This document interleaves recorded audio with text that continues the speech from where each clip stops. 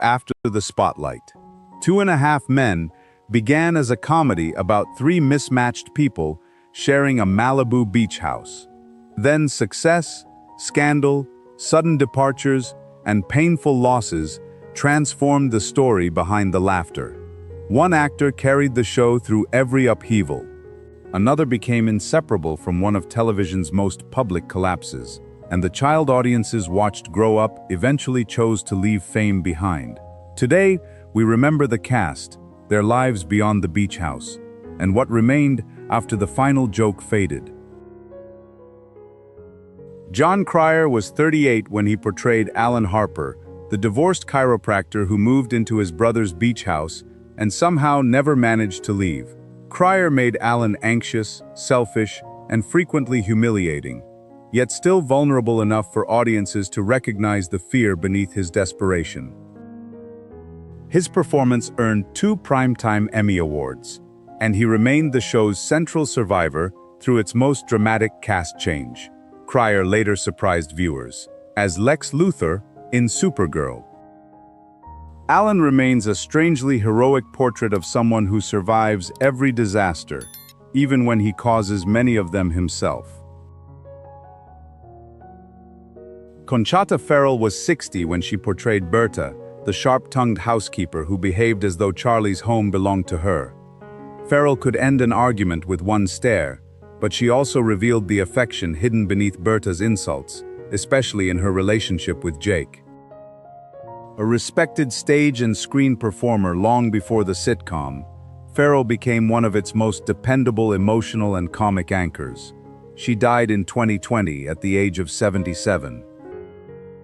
Berta remains the person in the beach house who understood everyone's weaknesses and still cared enough to keep returning. Charlie Sheen was 38 when he portrayed Charlie Harper, the wealthy jingle writer whose Malibu home was built around alcohol, casual relationships, and freedom from responsibility. Sheen's relaxed confidence made Charlie charming, even when his selfishness should have made him impossible to like. Off-screen, addiction, public breakdowns, health revelations, and a bitter departure from the series turned Sheen's life into an even larger spectacle than the show itself. His career and image were permanently changed. Charlie Harper remains frozen in the illusion that consequences can always be delayed, until suddenly they cannot. Holland Taylor was 60 when she portrayed Evelyn Harper, the elegant mother whose perfectly delivered insults left Charlie and Alan constantly searching for approval they would never receive. Taylor played Evelyn with control and sophistication, allowing moments of loneliness to appear beneath her emotional cruelty. Beyond the sitcom, Taylor continued an acclaimed career across theater, film, and television, earning recognition for roles far removed from the Harper family. Evelyn remains a painfully recognizable portrait of a parent who rarely offers affection, yet somehow keeps her children returning to seek it. Ashton Kutcher was 33 when he portrayed Walden Schmidt, the heartbroken billionaire who bought Charlie's beach house and gave the series an unexpected second life. Kutcher made Walden wealthy but emotionally lost, replacing Charlie's swagger with sweetness, immaturity, and a desperate fear of being alone. Away from the show, Kutcher expanded his career through producing, technology investments, and philanthropic work, becoming influential beyond acting. Walden remains proof that the series could survive a major transformation by accepting that its original party was over and beginning a different story. Maren Hinkle was 37 when she portrayed Judith Harper, Alan's critical former wife and the mother of their son, Jake. Hinkle gave Judith enough realism to suggest that her anger was shaped by exhaustion, financial conflict, and years of disappointment, rather than simple cruelty. After 2.5 Men, Hinkle gained renewed acclaim through more dramatic and emotionally complex television roles, revealing the range hidden beneath Judith's sharpest moments. Judith remains a reminder that the person treated as the villain may simply be the one no longer willing to pretend everything is fine. Melanie Lynskey was 26 when she portrayed Rose, Charlie's soft-spoken neighbor whose devotion gradually revealed itself as obsession. Lynskey made Rose frightening without losing her sweetness, allowing the character's calm smile to become far more unsettling than open anger ever could. After the sitcom, Lynskey built an acclaimed career in independent cinema and prestige television, becoming known for intimate, emotionally powerful performances. Rose remains one of the show's strangest creations, a woman who transformed unrequited love into a running joke while quietly reminding Charlie that consequences always knew where he lived. Courtney Thorne-Smith was 43 when she portrayed Lindsay McElroy, the single mother whose complicated romance with Alan repeatedly moved between comfort, frustration, and disaster. Thorne-Smith made Lindsay feel like a tired adult rather than a romantic fantasy, giving weight to her anger at Alan's refusal to change. Already familiar from several successful television series, she brought experience and grounded humor to the show's later years. Lindsay remains the woman who understood exactly how difficult Alan was, and continued hoping that love might somehow make him better. Jennifer Taylor was 31 when she first appeared on the series, and later became Chelsea, the woman who came closest to changing Charlie Harper permanently. Taylor gave Chelsea confidence and emotional strength, refusing to be distracted by Charlie's money, charm, or familiar excuses. Their engagement briefly suggested that Charlie might accept commitment and grow beyond the life he had created, but his old patterns eventually destroyed that possibility. Taylor continued working steadily in film and television. Chelsea remains memorable because she proved Charlie could change, while also revealing why he probably never would. Ryan Stiles was 45 when he portrayed Dr. Herb Melnick, Judith's cheerful pediatrician husband and the man who somehow remained friendly with Alan. Stiles used his effortless improvisational rhythm to make Herb appear relaxed, even while becoming trapped in the same family tensions Alan once endured. Already beloved for Whose Line Is It Anyway?, Stiles continued building a long comedy career shaped by quick reactions and understated charm. Herb remains the nicest person in the Harper family's orbit, a man trying to preserve his kindness while slowly realizing what he married into. Amber Tamblyn was 30 when she portrayed Jenny Harper, Charlie's previously unknown daughter who arrived carrying many of her father's habits. Tamblyn gave Jenny the same appetite for drinking, flirting, and avoiding responsibility, while allowing a quieter sense of abandonment to exist beneath the chaos. Already respected for dramatic acting, writing, and creative work beyond television, Tamblyn brought a different energy to the show's final seasons. Jenny remains a reminder that Charlie's most lasting inheritance was not his beach house or money, but the behavior he passed on without ever knowing her. Sophie Winkleman was 31 when she portrayed Zoe, the intelligent British lawyer who became one of Walden's most serious relationships. Winkleman gave Zoe maturity, wit, and enough independence to judge Walden by his character rather than his enormous wealth. As a mother with responsibilities of her own, Zoe offered Walden the possibility of genuine stability, but his emotional immaturity ultimately kept their relationship from lasting. Winkleman continued working in British and American productions. Zoe remains the person who might have completed Walden's new life if he had been ready to grow into it. April Bowlby was 25 when she portrayed Candy, the beautiful and innocent young woman who unexpectedly became Alan's second wife. Bowlby avoided making Candy cruel or calculating, instead playing her with complete sincerity and almost no awareness of the consequences surrounding her decisions. After leaving the series, Bowlby demonstrated broader range through comedy, drama, and genre television. taking on characters far more complicated than Candy. Candy remains funny because she never understands the absurdity around her. But the deeper joke is Alan's willingness to mistake being desired for being genuinely loved. Graham Patrick Martin was 19 when he portrayed Eldridge McElroy, Lindsay's directionless teenage son, and Jake's natural partner in Laziness. Martin gave Eldridge the relaxed charm of someone willing to trade every responsibility for video games, food, and another day without consequences. Following his time on the sitcom, Martin moved into more dramatic roles, proving that the actor behind the careless teenager possessed considerable range. Eldridge remains part of the show's later portrait of adolescence, a period when avoiding adulthood feels funny because no one yet understands how quickly it is approaching.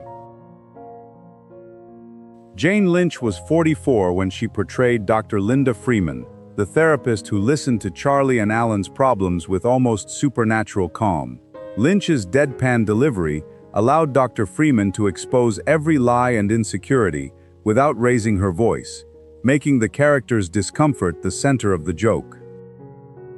Lynch later became one of television's most celebrated comic performers through major roles across sitcoms, musicals, animation, and competition programs. Dr. Freeman remains the show's clearest voice of truth, the person capable of understanding the Harpers completely, even when they refuse to understand themselves.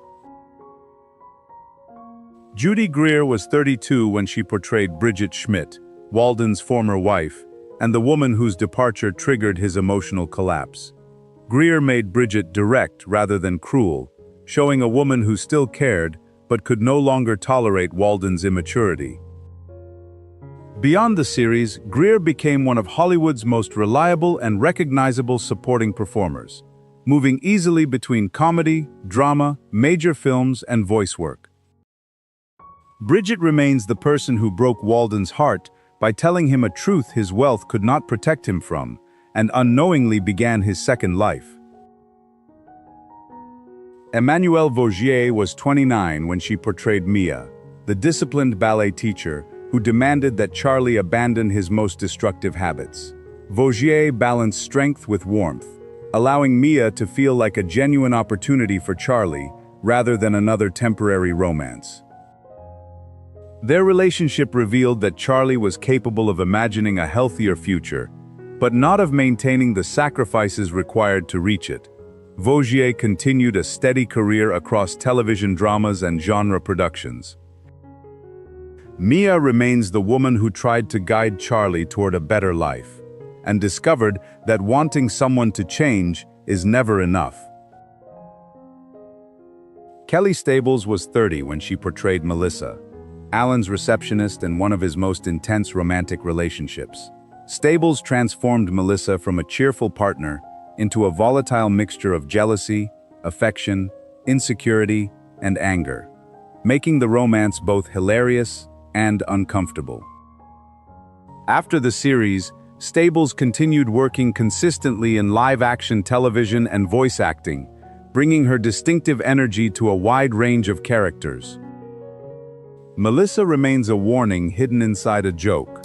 Alan wanted a relationship that would make him feel secure, but found one that magnified every fear he already carried. D.B. Sweeney was 52 when he portrayed Larry, the friendly car dealer who unknowingly befriended Alan, while Alan secretly continued seeing Lindsay. Sweeney played Larry as genuinely decent, making Alan's cowardice and dishonesty far more uncomfortable than they would have been against a conventional romantic rival. With a long career across film, television, and voice work, Sweeney brought grounded sincerity to the role. Larry remains one of the show's quietest moral contrasts. The good man placed inside a ridiculous situation, created entirely by people unwilling to tell him the truth. Maggie Lawson was 34 when she portrayed Ms. McMartin, the social worker responsible for determining whether Walden and Alan were suitable to adopt a child. Lawson initially gave her calm authority and professionalism, creating genuine emotional stakes within the show's final season deception. As boundaries blurred and personal feelings entered the story, Ms. McMartin became part of the same chaos she had been sent to evaluate. Lawson continued as a familiar television presence through comedy and drama. Her character remains proof that beneath the absurd setup was a sincere desire to create a real family. J.D. Walsh was 30 when he portrayed Gordon, the pizza delivery worker who repeatedly found himself drawn into the strange lives inside Charlie's beach house. Walsh played him with relaxed confusion, making Gordon feel like an ordinary person, observing the Harper family from the audience's perspective. The character gradually evolved from a background joke into a familiar presence who kept returning despite having every reason to stay away. Walsh later continued working as an actor, writer, and director. Gordon remains the man who only wanted to complete a delivery, but somehow became part of someone else's endless disaster. Brooke Dorsey was 30 when she portrayed Kate, the aspiring fashion designer who fell in love with Walden while believing he was a poor man named Sam. Dorsey gave Kate warmth and determination, making her working life feel honest in a world usually protected by enormous wealth. When Walden revealed his identity, the deception damaged more than their romance because it exposed how easily he had treated her reality as an experiment. Dorsey continued becoming a familiar television favorite. Kate remains Walden's most human relationship because it almost succeeded before money and dishonesty entered the room. Angus T. Jones was only 10 when he portrayed Jake Harper, the sleepy, food-obsessed child who wandered through adult chaos with almost no concern. Jones delivered Jake's simplest observations with perfect stillness, turning an ordinary child into one of television's most recognizable young characters. As his fame and salary grew, Jones became increasingly uncomfortable with the series and publicly criticized it before stepping away from acting. He later chose education, privacy, and a quieter life. Jake's story now carries a different meaning, a reminder that growing up sometimes means leaving behind what once made you famous. 2.5 Men survived success, controversy, public collapse, a replaced leading man, and the departure of the child at the center of its original family. Conchata Ferrell is gone, while the lives of several cast members changed in ways no script could have predicted. Yet the Malibu Beach house still waits inside every rerun, holding the laughter, mistakes, and memories of everyone who passed through it. Thank you for joining After the Spotlight, where we remember what happened after the applause disappeared. Welcome to After the Spotlight. 2.5 Men began as a comedy about 3 mismatched people sharing a Malibu beach house. Then success, scandal, sudden departures, and painful losses transformed the story behind the laughter. One actor carried the show through every upheaval. Another became inseparable from one of television's most public collapses, and the child audiences watched grow up eventually chose to leave fame behind. Today, we remember the cast, their lives beyond the beach house, and what remained after the final joke faded. Welcome to After the Spotlight. With one apartment, 3 roommates, and a misunderstanding waiting behind almost every door, Three's Company became one of television's most recognizable comedies. Its bright sets and frantic laughter made everything appear effortless, but the lives behind the characters followed far more complicated paths. Some performers reinvented themselves after the show, others stepped quietly away from fame, while several were lost much too soon. Today we remember the cast, the journeys that followed their final episodes, and what remained after the apartment door closed. John Ritter was 28 when he portrayed Jack Tripper, the aspiring chef whose nervous lies and spectacular physical comedy powered the heart of Three's Company. Ritter could transform a fall, a frightened glance, or a simple misunderstanding into an unforgettable comic performance. After the series, he continued succeeding in television and film, eventually returning to sitcom fame with 8 Simple Rules. Ritter died suddenly from an aortic dissection in 2003, at only 54. Jack Tripper remains a joyful reminder of Ritter's rare warmth, timing, and seemingly effortless brilliance.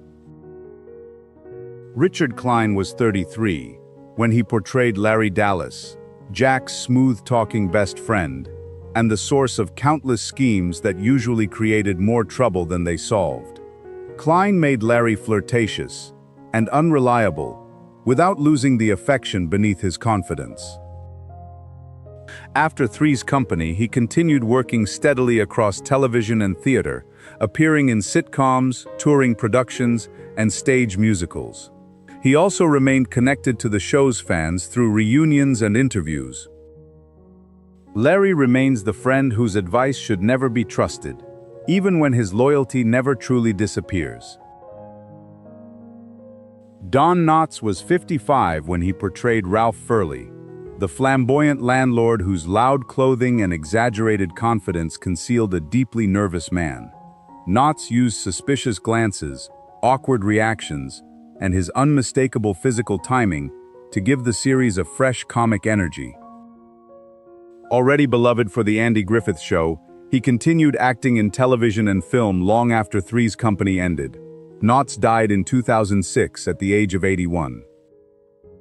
Furley remains an unforgettable portrait of a man desperately trying to appear sophisticated, while comedy repeatedly exposed his insecurity.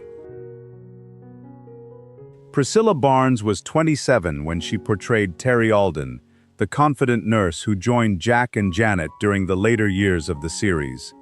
Barnes gave Terry intelligence, independence, and enough comic warmth to enter an established household without simply copying the roommates who came before her. After Three's Company, she built a long career through films such as License to Kill, Mallrats, and The Devil's Rejects, alongside numerous television appearances. Terry remains the roommate who arrived during a difficult transition, found her place, and helped carry the series to its final chapter.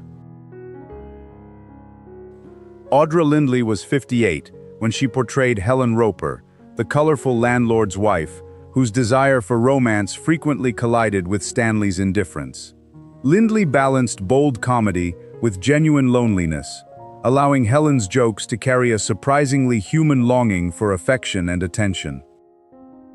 Her chemistry with Norman Fell led to the spin-off The Ropers, and she continued acting across television and film afterward. Lindley died from leukemia in 1997 at the age of 79. Helen remains bright, mischievous, and determined never to fade quietly into the background. Norman Fell was 52 when he portrayed Stanley Roper, the suspicious and penny-pinching landlord whose deadpan looks became part of the show's comic language.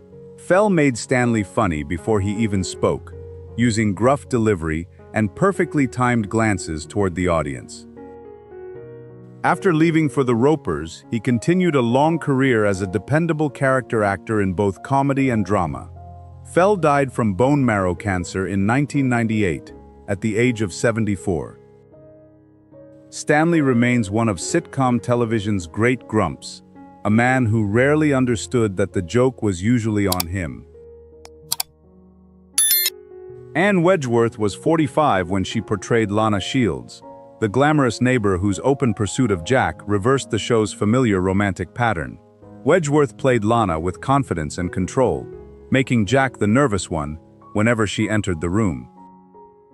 Her time on the series was brief, but Wedgeworth continued a respected career across theater, television, and film, including a Tony Award-winning performance and roles in Evening Shade and Steel Magnolias. She died in 2017 at 83. Lana remains confident, intriguing, and gone before the show fully explored her possibilities. Suzanne Summers was 30 when she portrayed Chrissy Snow, the bubbly roommate whose innocent misunderstandings and unmistakable laugh helped turn Three's Company into a television phenomenon. Summers gave Chrissy sweetness and comic fearlessness, making her one of the show's most recognizable early characters. A major contract dispute ended her time on the series, but she later reinvented herself through step-by-step, best-selling books, fitness products, and business ventures. Summers died from breast cancer in 2023 at the age of 76. Chrissy remains sunny, controversial, and inseparable from the era that made her famous. Jordan Charney was 42 when he portrayed Frank Angelino, the stern restaurant owner who became an important figure in Jack's professional life. Charney's dry authority made Jack's nervous excuses even funnier, while allowing the series to explore his ambition to become a real chef. Beyond Three's Company, Charney worked extensively in theater and television, appearing in The Doctors, Hill Street Blues, and Law and Order. He later stepped away from regular acting. Angelino remains the demanding employer who made Jack sweat almost as much as the lies and misunderstandings waiting at home. Brad Blaisdell was in his early 30s when he portrayed Mike, the easygoing bartender who helped make the Regal Beagle feel like a genuine part of the character's social world. His relaxed presence provided a calm background for Jack, Janet, and Larry's awkward dates and public misunderstandings. Blaisdell later appeared in television series including Dynasty and ER, building a steady career through supporting roles. He died from lung cancer in 2018, at the age of 69. Mike remains one of the quiet faces behind the bar who helped give the show a world beyond the apartment. William Pearson was 51 when he portrayed Dean Travers, the serious cooking school administrator whose patience was repeatedly tested by Jack's ambition and nervous behavior. Pearson's dry delivery created the perfect contrast between professional dignity and the absurd misunderstandings surrounding his student. Long before joining the sitcom, Pearson had appeared in the classic film Stalag 17, and he continued working across television and cinema for many years. He died from respiratory failure in 2004 at the age of 78. Dean Travers remains the authority figure who made cooking school feel almost as dangerous as Jack's apartment.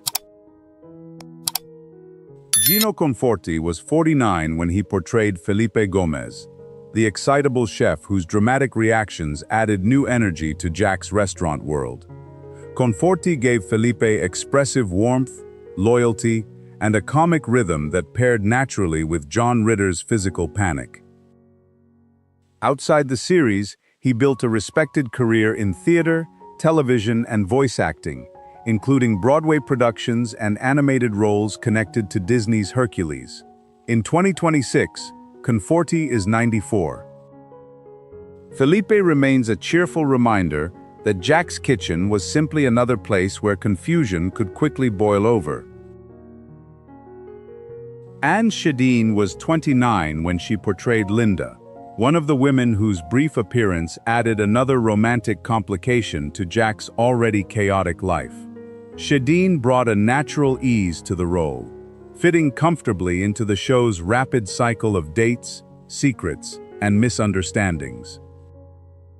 Her greatest television success came later as Kate Tanner on Alf, where she played the practical mother attempting to keep her unusual household together. She eventually moved toward a quieter life beyond regular acting. Linda remains a small role connected to a performer who later became part of another beloved sitcom family. Peter Mark Richmond was 51 when he portrayed Reverend Luther Snow, Chrissy's strict but loving father, whose visits placed the roommate's carefully protected living arrangement in danger. Richmond gave the minister authority without cruelty, allowing concern for his daughter to remain beneath his intimidating presence. He continued an extensive career across television, film, theater, and writing, appearing in series such as Dynasty, The Twilight Zone, and Beverly Hills 90210. Richmond died in 2021 at the age of 93. Reverend Snow remains the father whose arrival could make Jack panic before the door even opened. Sondra Curry was 30 when she portrayed Arlene Price, one of the confident women whose presence pushed Jack's romantic world toward another inevitable misunderstanding. Curry gave the character enough confidence and polish to feel like more than a temporary source of chaos. After Three's Company, she continued a long career through television and film, appearing in Magnum, P.I., Murder, She Wrote, and later the Hangover movies. She also became involved in producing and charitable work. Arlene remains a brief sitcom character, connected to a performer whose career extended far beyond Jack's apartment. Jeffrey Tambor was 37 when he portrayed Dr. Phil Green, one of several Three's Company characters through which he displayed the nervous authority that later became central to his comedy. Tambor could make professional confidence collapse into awkwardness, with only a few carefully controlled reactions. He later earned acclaim through The Larry Sanders Show, Arrested Development, and Transparent, though misconduct allegations and his departure from Transparent complicated his public legacy. His appearances now feel like early glimpses of an actor who built a career portraying ego, discomfort, and authority coming apart. Toffee O'Connell was in her late 20s when she portrayed Barbara Howard, a guest character who briefly entered the show's rotating world of dates, visitors, and social complications. O'Connell brought bright confidence to a role designed to move quickly within the sitcom's frantic rhythm. Her later reputation grew through the science fiction horror film Galaxy of Terror, which developed a devoted cult following long after its release. She continued appearing in smaller film and television projects and at fan conventions. Barbara remains a minor sitcom role linked to a performer who found lasting recognition in a very different corner of pop culture. Mina Kolb was 55 when she portrayed Mrs. Alden, bringing the confidence of an experienced comic performer to a relatively brief Three's Company appearance.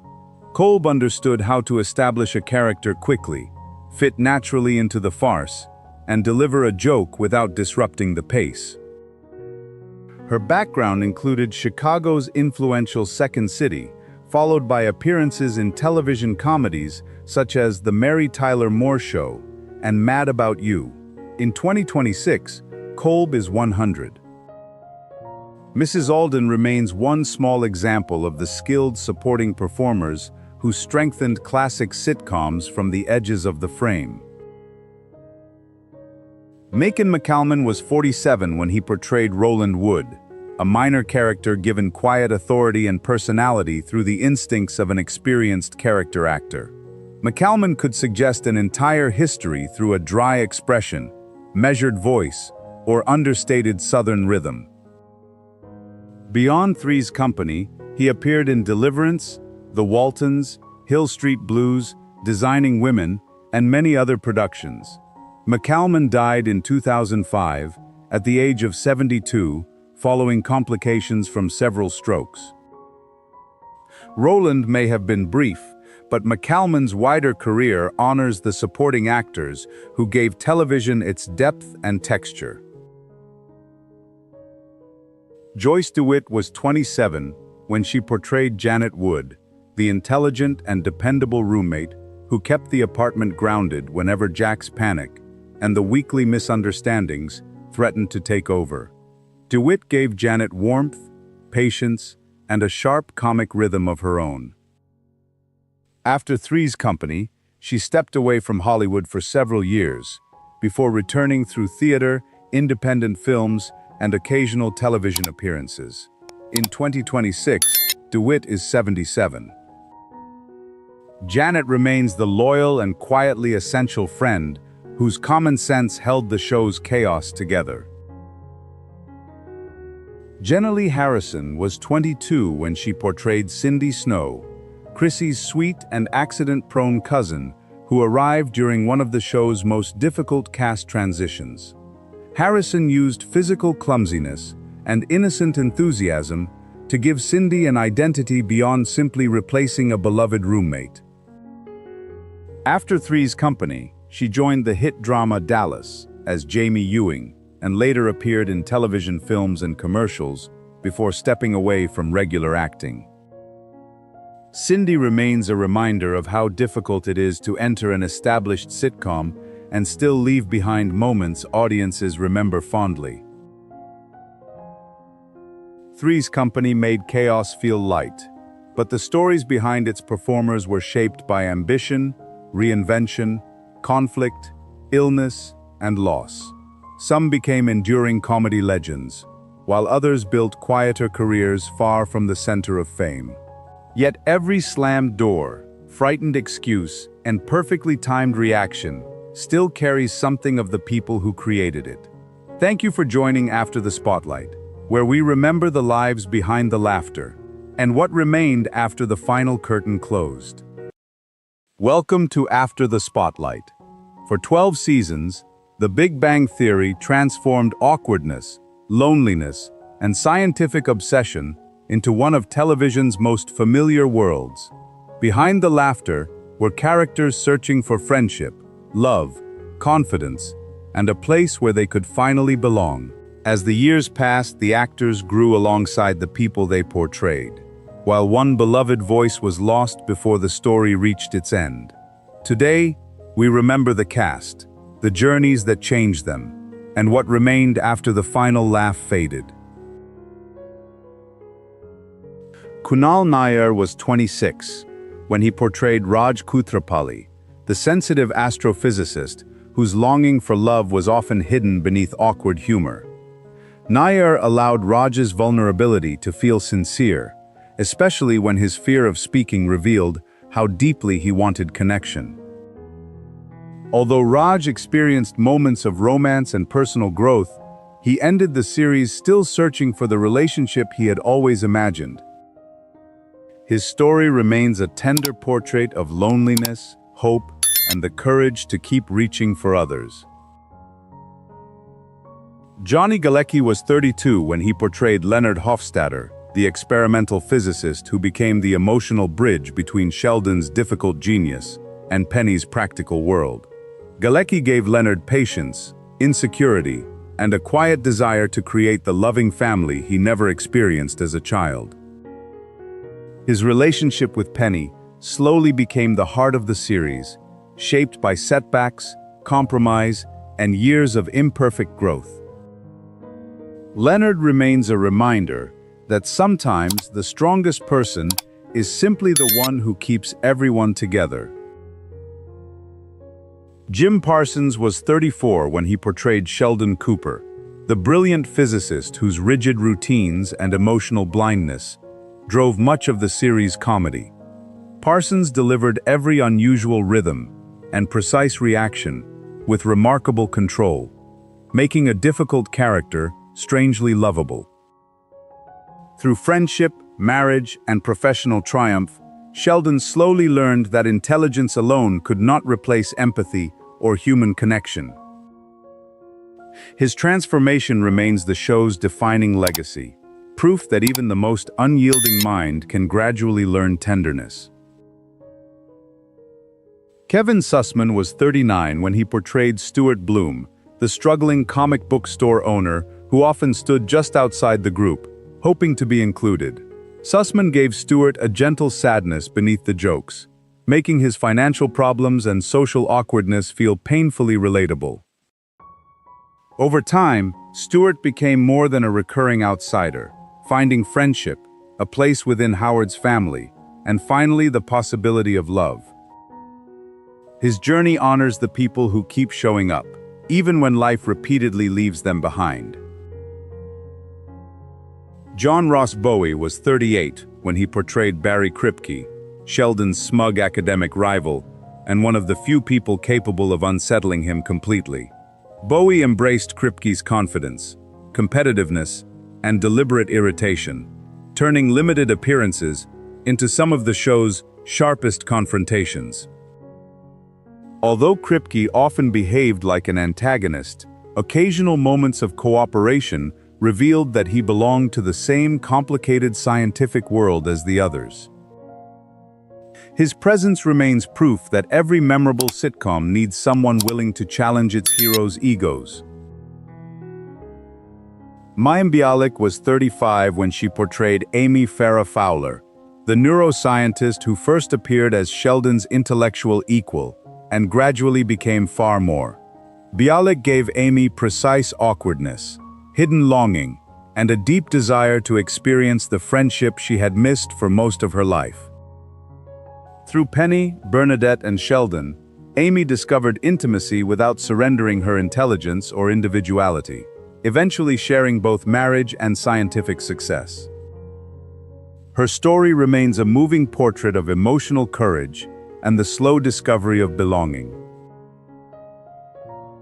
Laura Spencer was 28 when she portrayed Emily Sweeney, the confident dermatologist whose dark sense of humor brought an unusual energy to Raj's romantic life.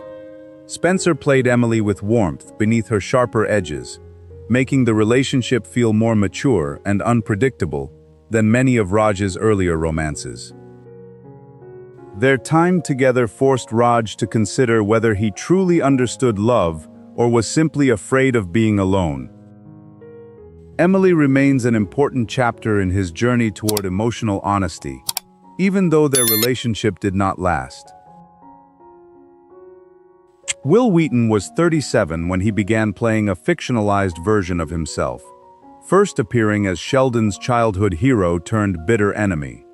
Wheaton leaned into pettiness and self-mockery, creating a celebrity cameo that gradually became part of the show's emotional world.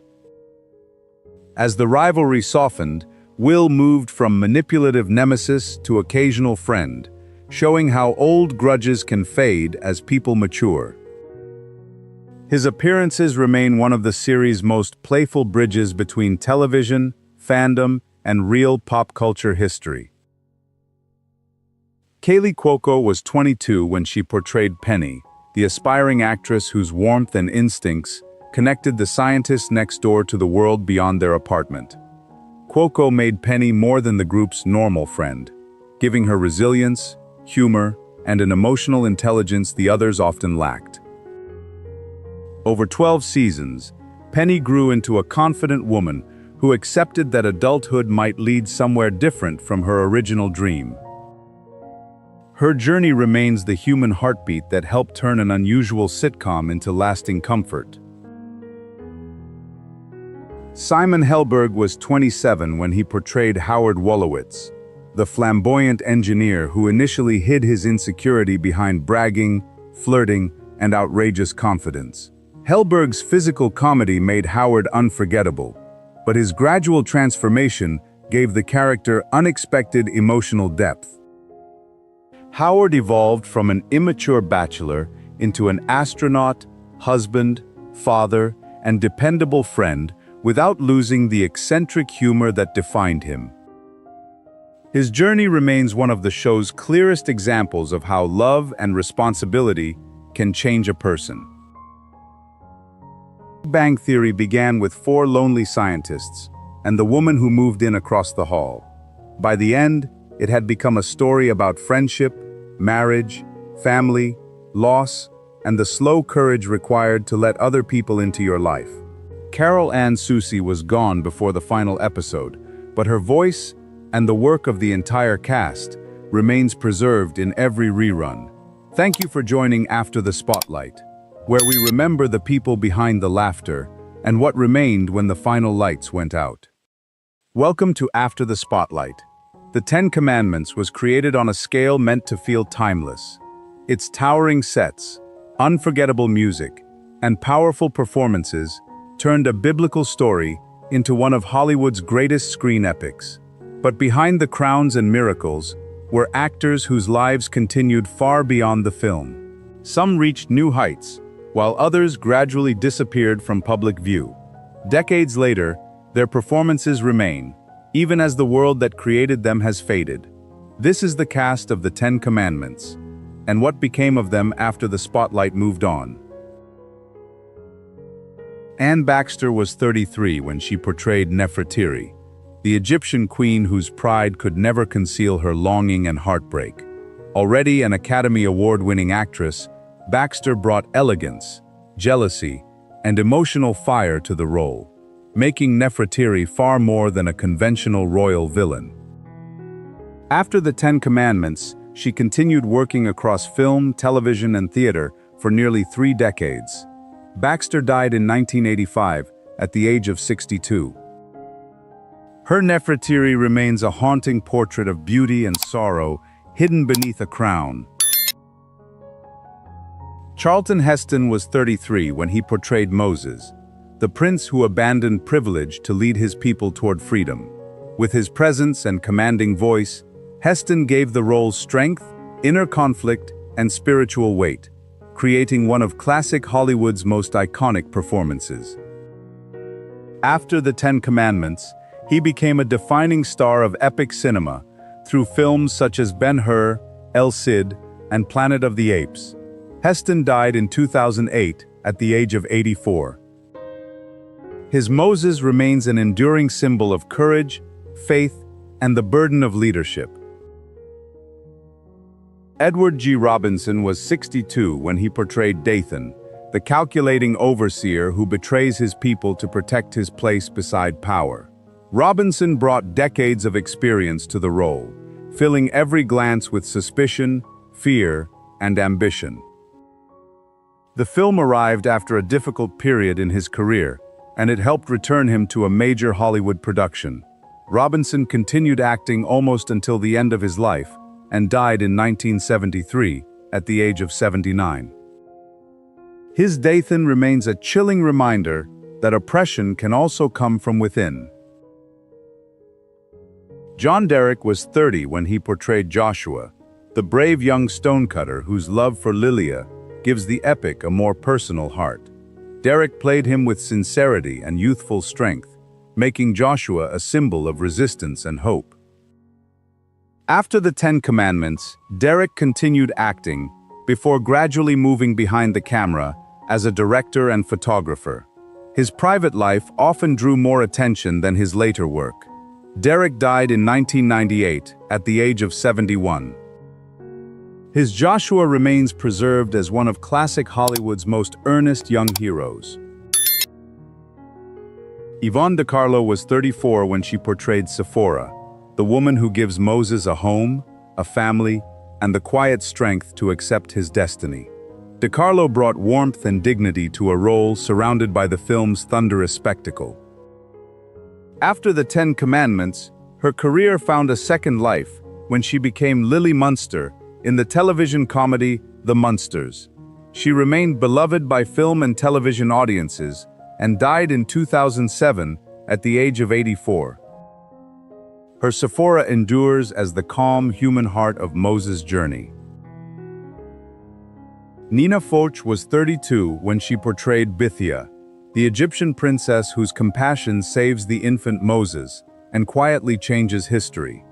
Foch gave the character intelligence and dignity, proving that a restrained performance could carry enormous emotional weight.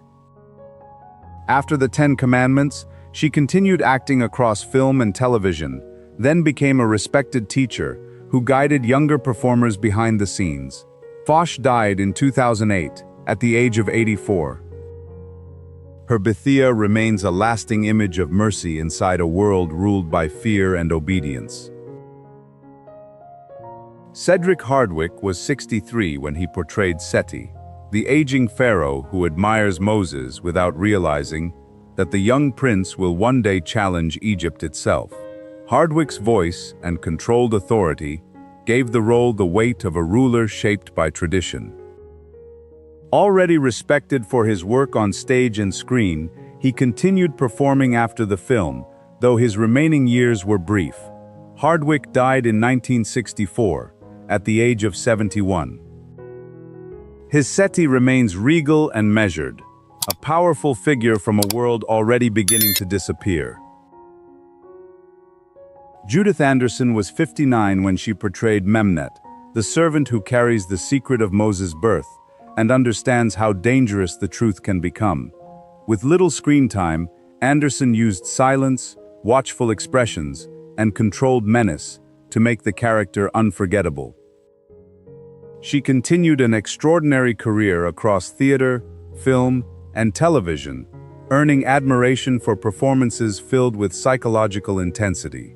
Anderson died in 1992 at the age of 94.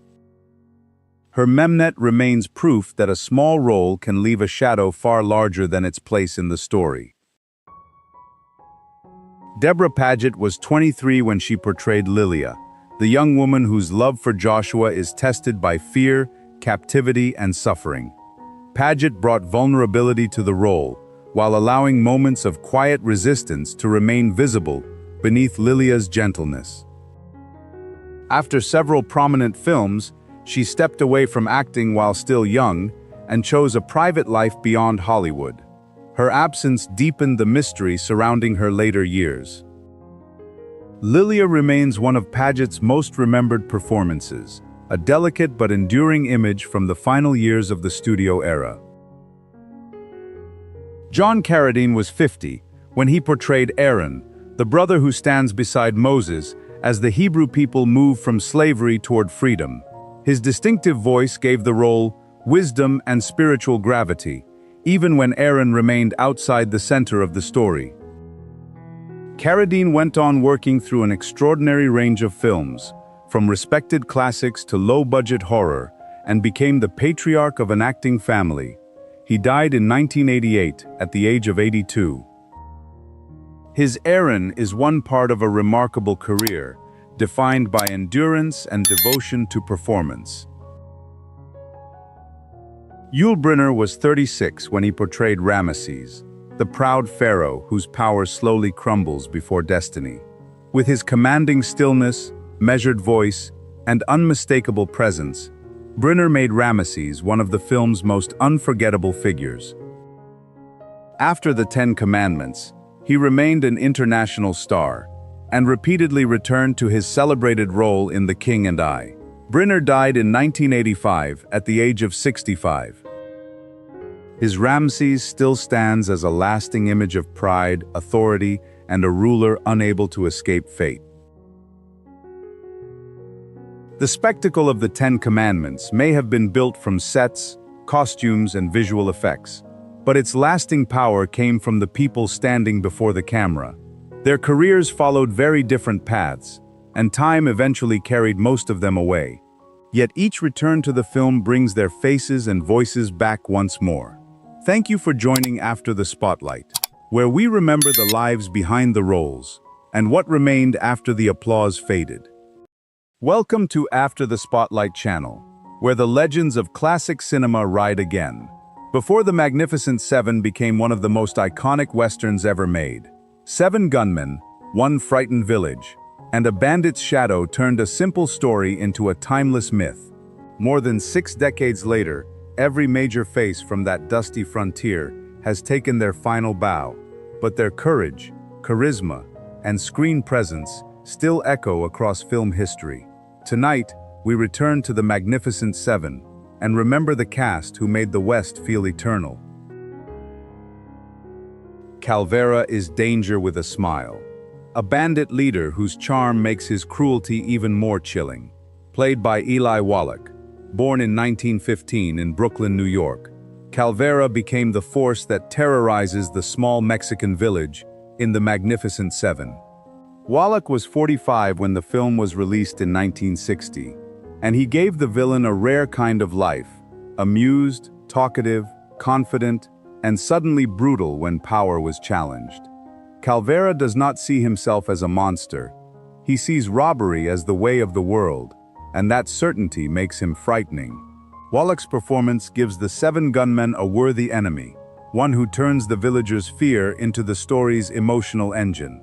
Later, Wallach became legendary again as Tuco in The Good, the Bad, and the Ugly, proving his gift for unforgettable rogues. He passed away in 2014 at 98. His Calvera remains charismatic, ruthless, and impossible to forget. Lee is fear hidden beneath elegance, a gunfighter dressed like a legend, yet quietly haunted by the possibility that his courage has run out. Played by Robert Vaughn, born in 1932 in New York City, Lee brought psychological depth to the Magnificent Seven.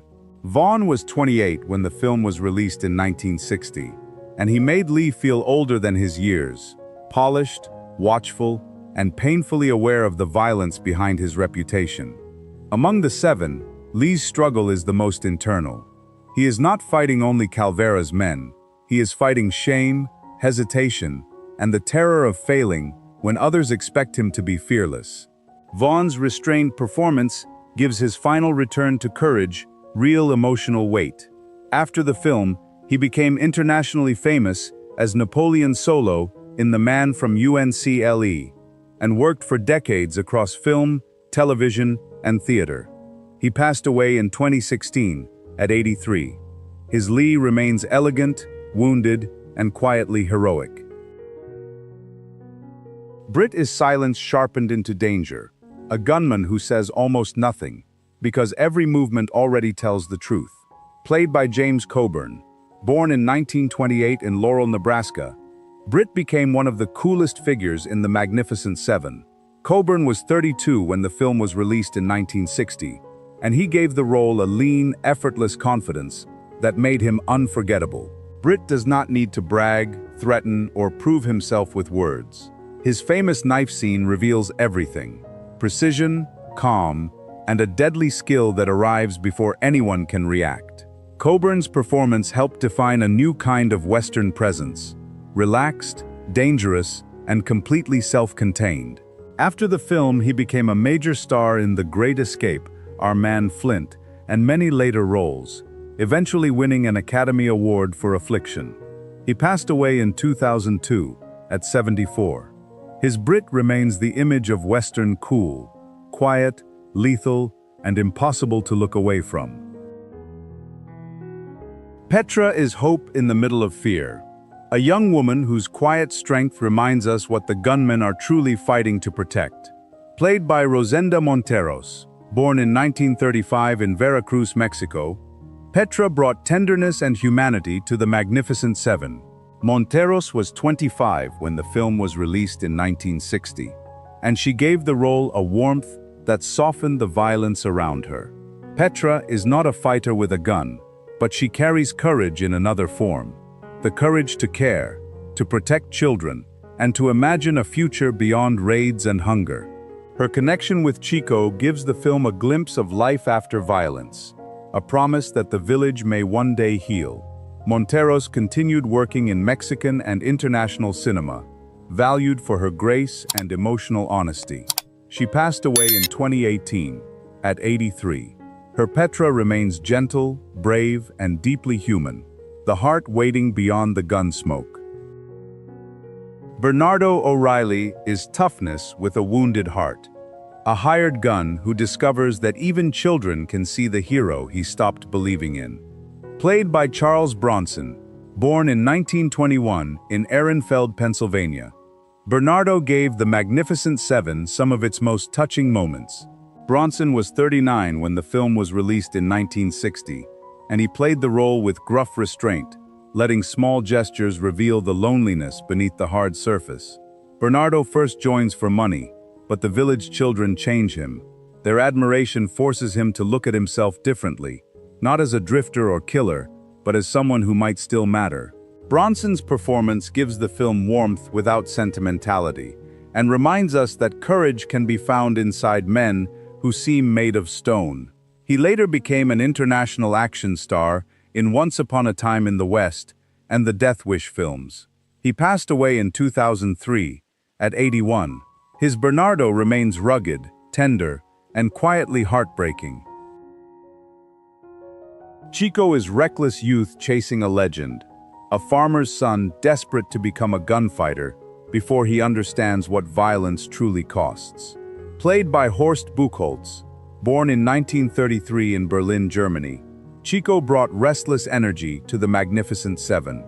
Buchholz was 27 when the film was released in 1960, and he gave the role fire, insecurity, and a hunger to prove himself among older, colder men. At first, Chico wants the image of courage, the gun, the swagger, the freedom. But through battle, fear, and his love for Petra, he begins to understand that real bravery is not about looking powerful. It is about staying when people need you. His final choice to remain with the village gives the film one of its most hopeful endings.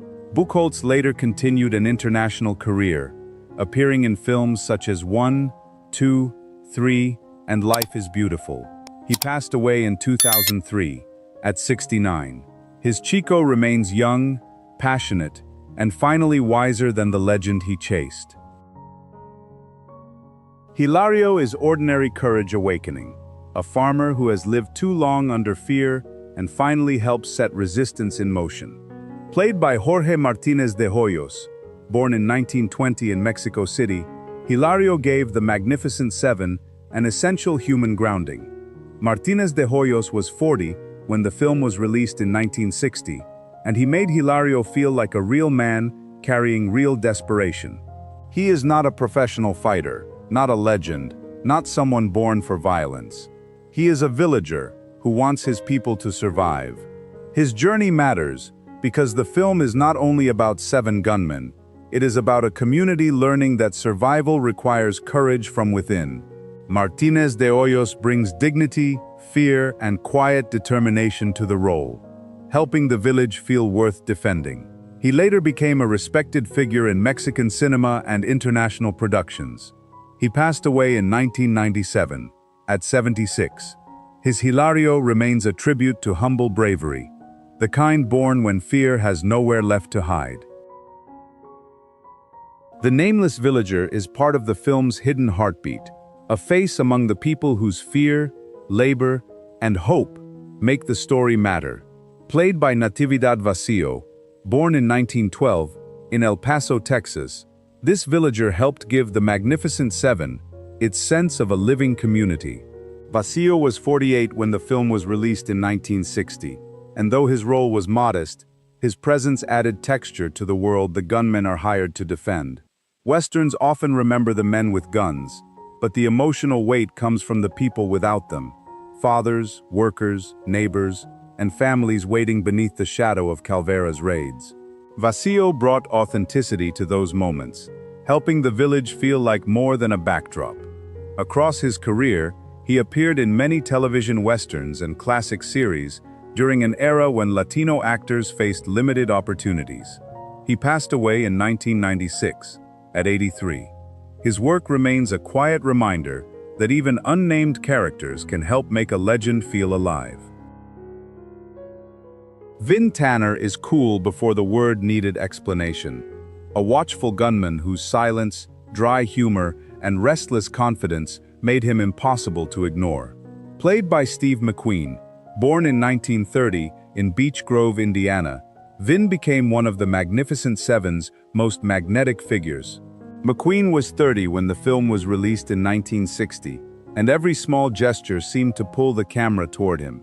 He checked the world around him, like a man who trusted instinct more than speeches, turning glances, pauses, and casual movements into star power.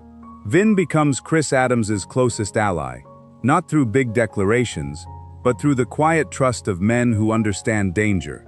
This role helped launch McQueen toward legendary status, leading to The Great Escape, Bullet, and The Thomas Crown Affair. He passed away in 1980, at 50. His Vin Tanner remains pure screen charisma, understated, watchful, and forever carrying the dust of cool.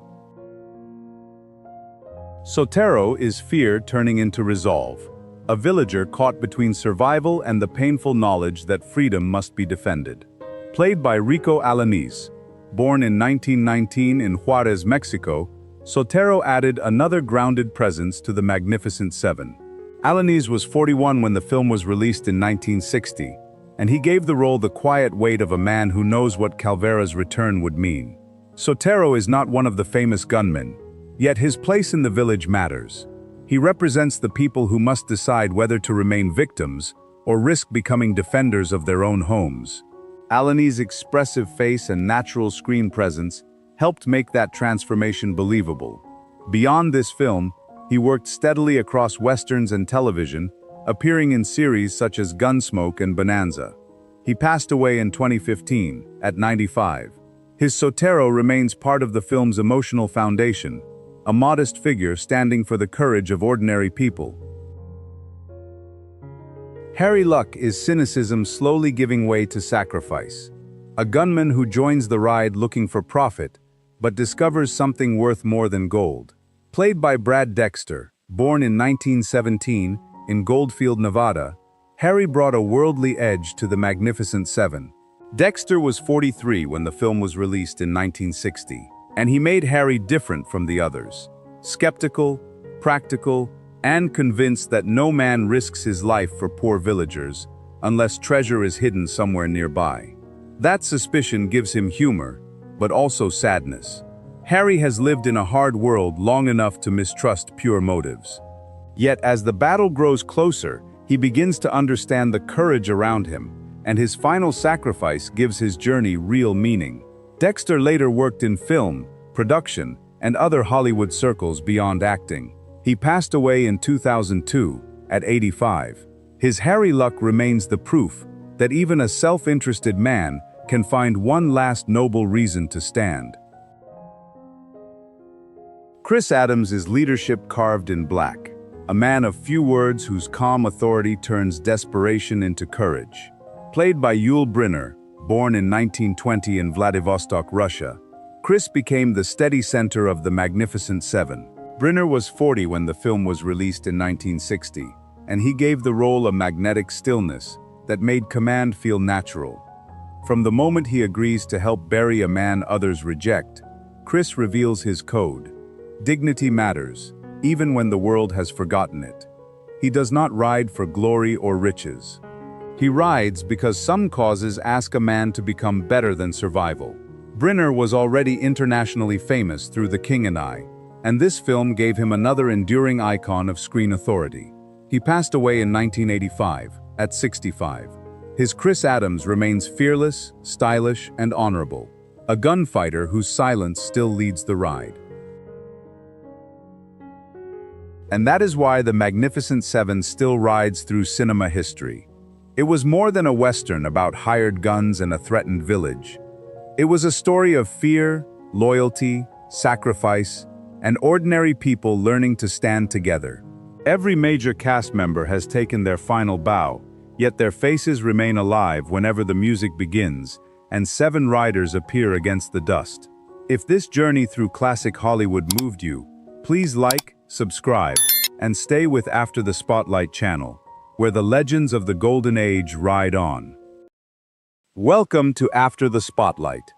Frasier gave us an apartment overlooking Seattle, a radio booth filled with impossible callers, and a family that could argue about almost anything, yet somehow remain together. But behind that elegant comedy were performers whose lives carried grief, reinvention, controversy, and loss. Some return to these characters decades later, while others are now missing from the rooms they once filled. Today, we remember the cast of Frasier, the lives they built beyond Seattle, and what remained after the final call ended. Kelsey Grammer was 38 when he portrayed Dr. Frasier Crane, the brilliant psychiatrist who could understand a stranger's problems while repeatedly misunderstanding his own heart. Grammer gave Frasier intelligence, vanity, loneliness, and enough vulnerability to keep his enormous ego strangely lovable. After the original series, Grammer continued across television, film, animation, and theater before returning to the character in a later revival. In 2026, he is 71. Frasier remains unforgettable because Grammer made sophistication fragile, the polished voice helping everyone else while quietly searching for answers of his own. David Hyde Pierce was 34 when he portrayed Dr. Niles Crane, Frasier's refined younger brother, whose perfect manners often collapsed whenever emotion entered the room. Pierce combined precise physical comedy with deep restraint, especially through Niles's years of unspoken love for Daphne. After Frasier, Pierce continued an acclaimed career in theater, film, television, and directing, earning major recognition on Broadway while choosing projects carefully. He did not return as a regular for the later revival. Niles remains beloved because Pierce made repression hilarious, longing painful, and a single nervous glance feel like an entire confession. Peri Gilpin was 32 when she portrayed Roz Doyle, Frasier's sharp and capable radio producer who could see through his ego faster than almost anyone else. Gilpin gave Roz confidence, humor, loyalty, and an independence that prevented her romantic life from defining her. After the original series, Gilpin continued working across television, film, and voice acting before returning to Roz in the Frasier revival. In 2026, she is 65. Roz remains the grounded voice behind the glass, the friend willing to mock Frasier, protect him, and stay when his confidence finally disappeared. John Mahoney was 53 when he portrayed Martin Crane, the retired police officer whose old recliner and direct honesty disrupted Frasier's carefully designed apartment. Mahoney gave Martin pride, grief, humor, and a father's love that appeared more often through irritation than speeches. Beyond Frasier, Mahoney enjoyed a respected career across theater, television, and film, with the stage remaining especially important to him. He died in 2018 at the age of 77. Martin remains the emotional foundation of the series, a reminder that home sometimes requires nothing more elegant than an old chair and someone willing to stay. Dan Butler was 39 when he portrayed Bob Bulldog Briscoe, the loud sports radio host whose swagger made him impossible to ignore at Keiko. Butler gave Bulldog aggression, confidence, and enough hidden insecurity to reveal that the noise was often protecting someone terrified of rejection. After Frasier, Butler continued working in television, film, and especially theater, building a creative career far broader than his radio station character. In 2026, he is 72. Bulldog remains memorable because Butler made bravado fragile, the booming voice desperately hoping the world would never stop listening. Tom McGowan was 39 when he portrayed Kenny Daly, the gentle station manager who often looked overwhelmed by the personalities he was supposed to control. McGowan gave Kenny uncertainty without making him foolish, turning him into one of Cackle's most relatable and genuinely kind figures. After Frasier, McGowan continued a steady career across Broadway, television, and film, frequently bringing warmth to supporting roles. In 2026, he is 67. Kenny remains lovable because he represents the ordinary person trying to manage extraordinary egos while somehow refusing to become cynical. Edward Hibbert was 39 when he portrayed Gil Chesterton, Cackle's theatrical food critic, who could make a disappointing meal sound like a cultural catastrophe. Hibbert gave Gil elegant delivery, vanity, and absolute commitment to sophistication, creating comedy through control rather than volume. Beyond Frasier, Hibbert continued working in theater, television, film, and voice acting, while also becoming respected as a literary agent. In 2026, he is 71. Gil remains unforgettable because Hibbert made every sentence feel prepared and served like the final course of an extravagant dinner. Patrick Kerr was 38 when he portrayed Noel Shempsky, the socially awkward Cackle employee whose science fiction obsession and devotion to Roz made him both funny and vulnerable. Kerr gave Noel nervous enthusiasm, allowing his strange interests to feel sincere rather than simply ridiculous. After Frasier, Kerr continued working across television, theater, and film while maintaining a relatively quiet public profile. In 2026, he is 70. Noel remains the outsider, who never truly wanted to become normal. He simply wanted someone to respect the person he already was. Millicent Martin was 66 when she portrayed Gertrude Moon, Daphne's demanding mother whose arrival brought years of family tension directly into the Crane household. Martin gave Gertrude criticism, theatrical outrage, and enough loneliness to suggest that much of her difficult behavior came from fear of being abandoned. Long before Frasier, Martin had already built a distinguished career across British and American television, music, and theater. In 2026, she is 92. Gertrude remains the relative who proves every romance eventually has to make room for the family history arriving behind it. Saul Rubinek was 51 when he portrayed Donnie Douglas, Daphne's warm and devoted fiancé, whose greatest tragedy was that he was not a bad man. Rubinek made Donnie funny, affectionate, and emotionally direct, ensuring that Daphne's decision to choose Niles would carry a genuine cost. After Frasier, Rubinek continued a prolific career as an actor, writer, director, and producer, later becoming familiar to another generation through Warehouse 13. In 2026, he is 78. Donnie remains the reminder that one person's long-awaited happy ending can still become someone else's heartbreak. Bebe Neuwirth was 34 when she returned as Dr. Lilith Sternin, Frasier's brilliant former wife whose controlled voice could dismantle his confidence without ever becoming loud. Neuwirth gave Lilith intelligence, restraint, and vulnerability hidden beneath an almost intimidating level of composure. After Frasier, Neuwirth continued an exceptional career across Broadway, television, and film, earning major acclaim for her stage work. In 2026, she is 68. Lilith remains unforgettable because Neuwirth made emotional control feel powerful while revealing how much complicated history existed underneath every carefully chosen word. Harriet Sansom Harris was 38 when she portrayed Bebe Glazer, Frasier's ruthless talent agent and one of the few people capable of manipulating his ego almost effortlessly. Harris gave Bebe theatrical confidence, charm, and just enough menace to make every career opportunity feel like a moral trap.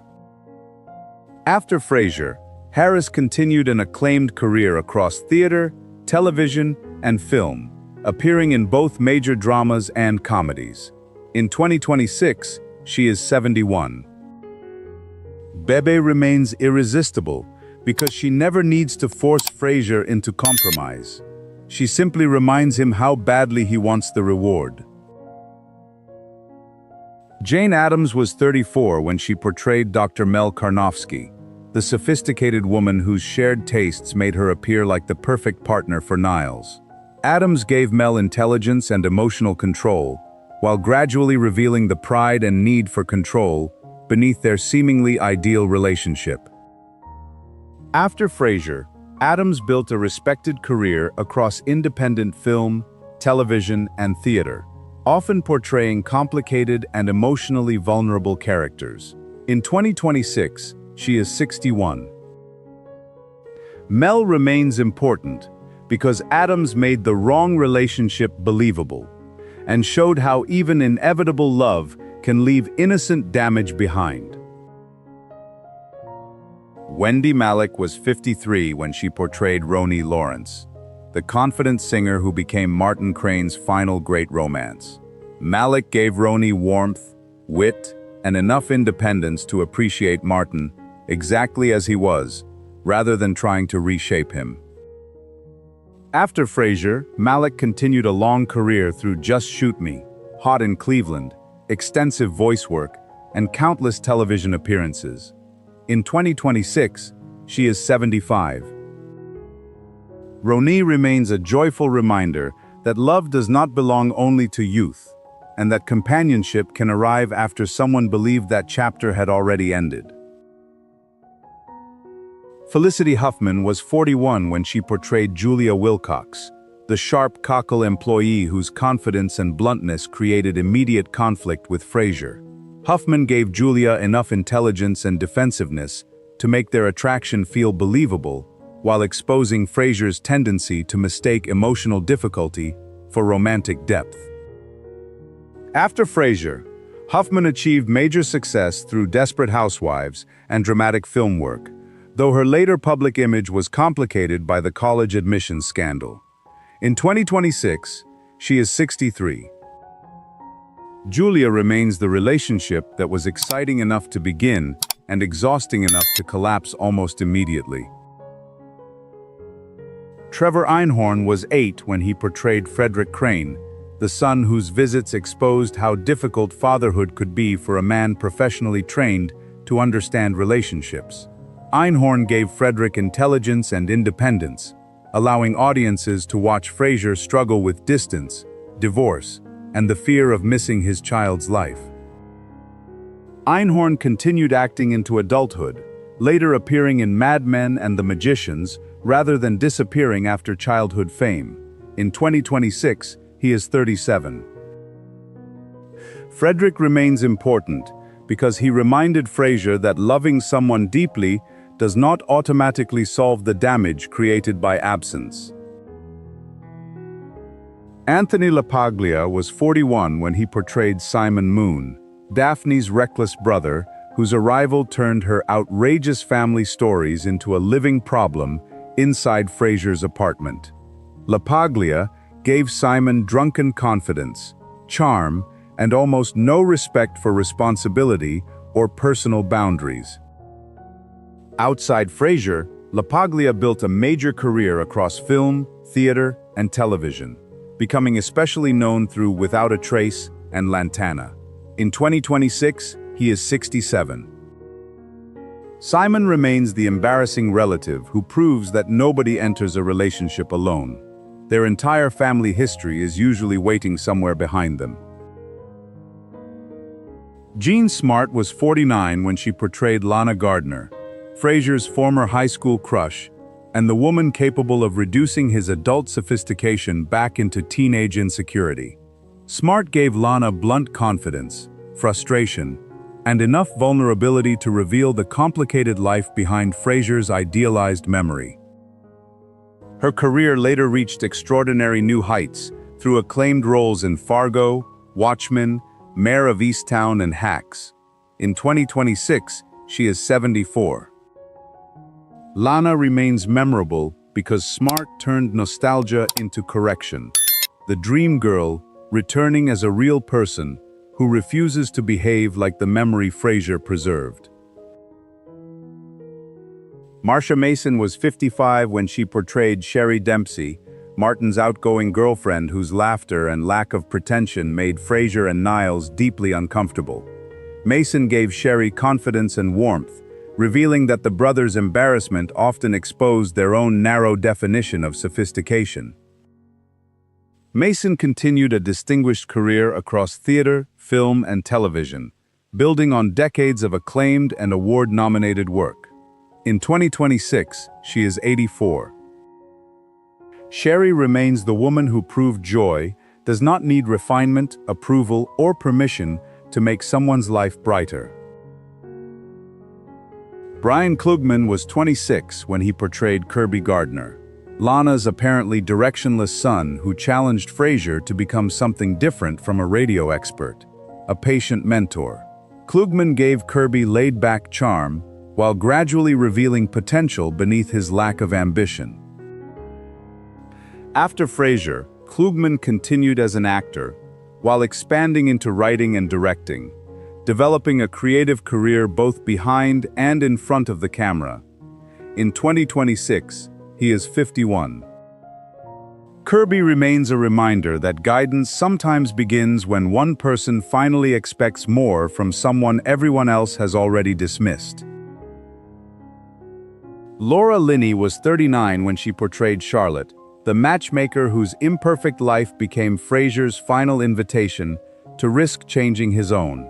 Linney gave Charlotte warmth, intelligence, and enough realism to make her feel like a person, rather than a reward, waiting at the end of the series. After Frasier, Linney continued an extraordinary career across theater, television, and film, earning acclaim through John Adams, The Big C, Ozark, and many dramatic performances. In 2026, she is 62. Charlotte remains hope without certainty, the woman who finally made Frasier choose possibility over safety. Mercedes Ruehl was 47 when she portrayed Kate Costas, the station manager whose intelligence and authority made her one of Frasier's strongest professional equals. Ruehl gave Kate confidence, ambition, and enough resistance to Frasier's ego that their arguments quickly became charged with attraction. After Frasier, Ruehl continued a distinguished career across theater, film, and television, building on decades of acclaimed and award-winning performances. In 2026, she is 78. Kate remains the woman who proved Frasier was often most interesting when someone intelligent refused to be impressed by him.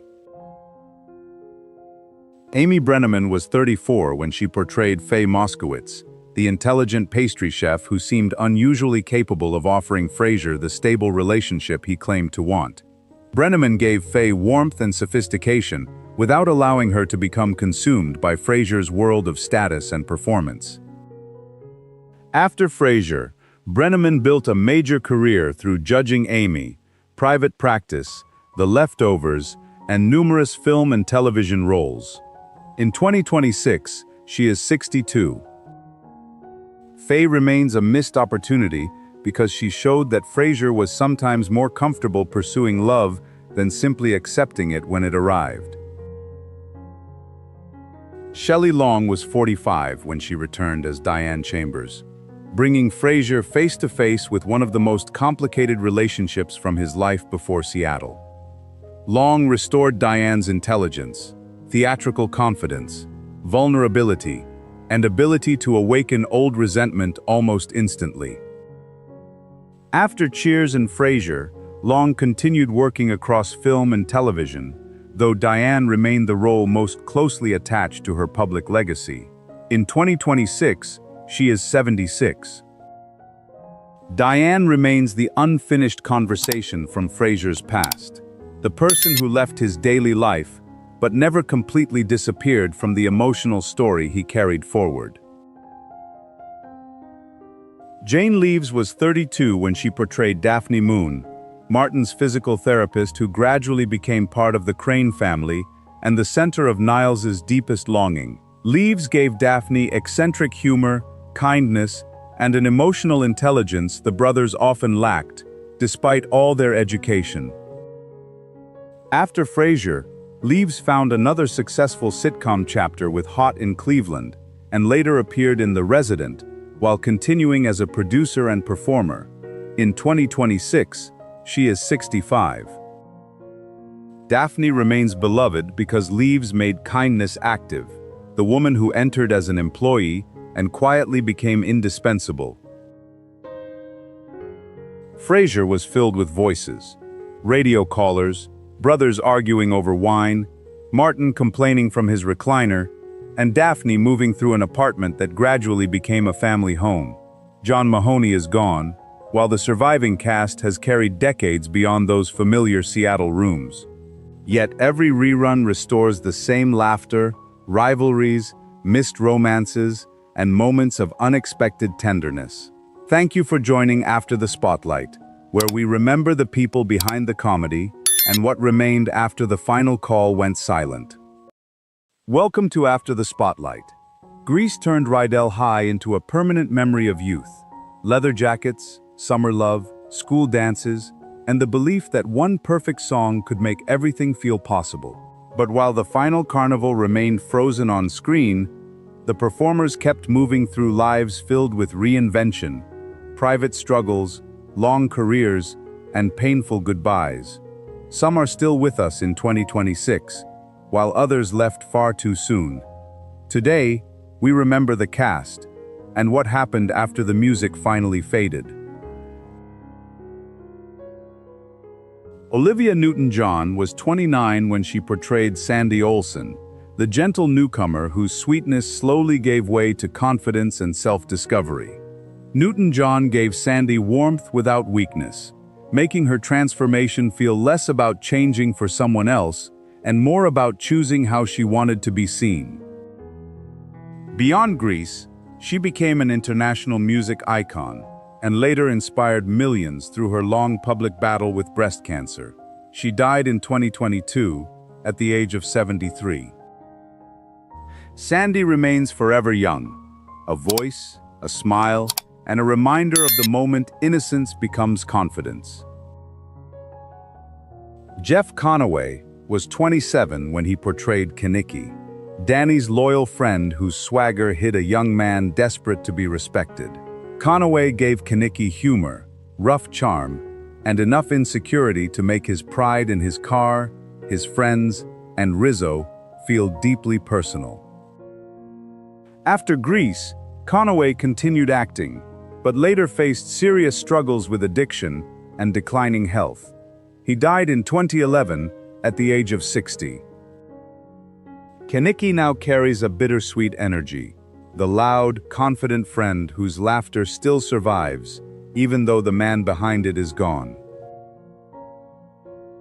Barry Pearl was 27 when he portrayed Duty, the guitar-playing T-Bird whose lighter personality helped soften the gang's constant performance of toughness.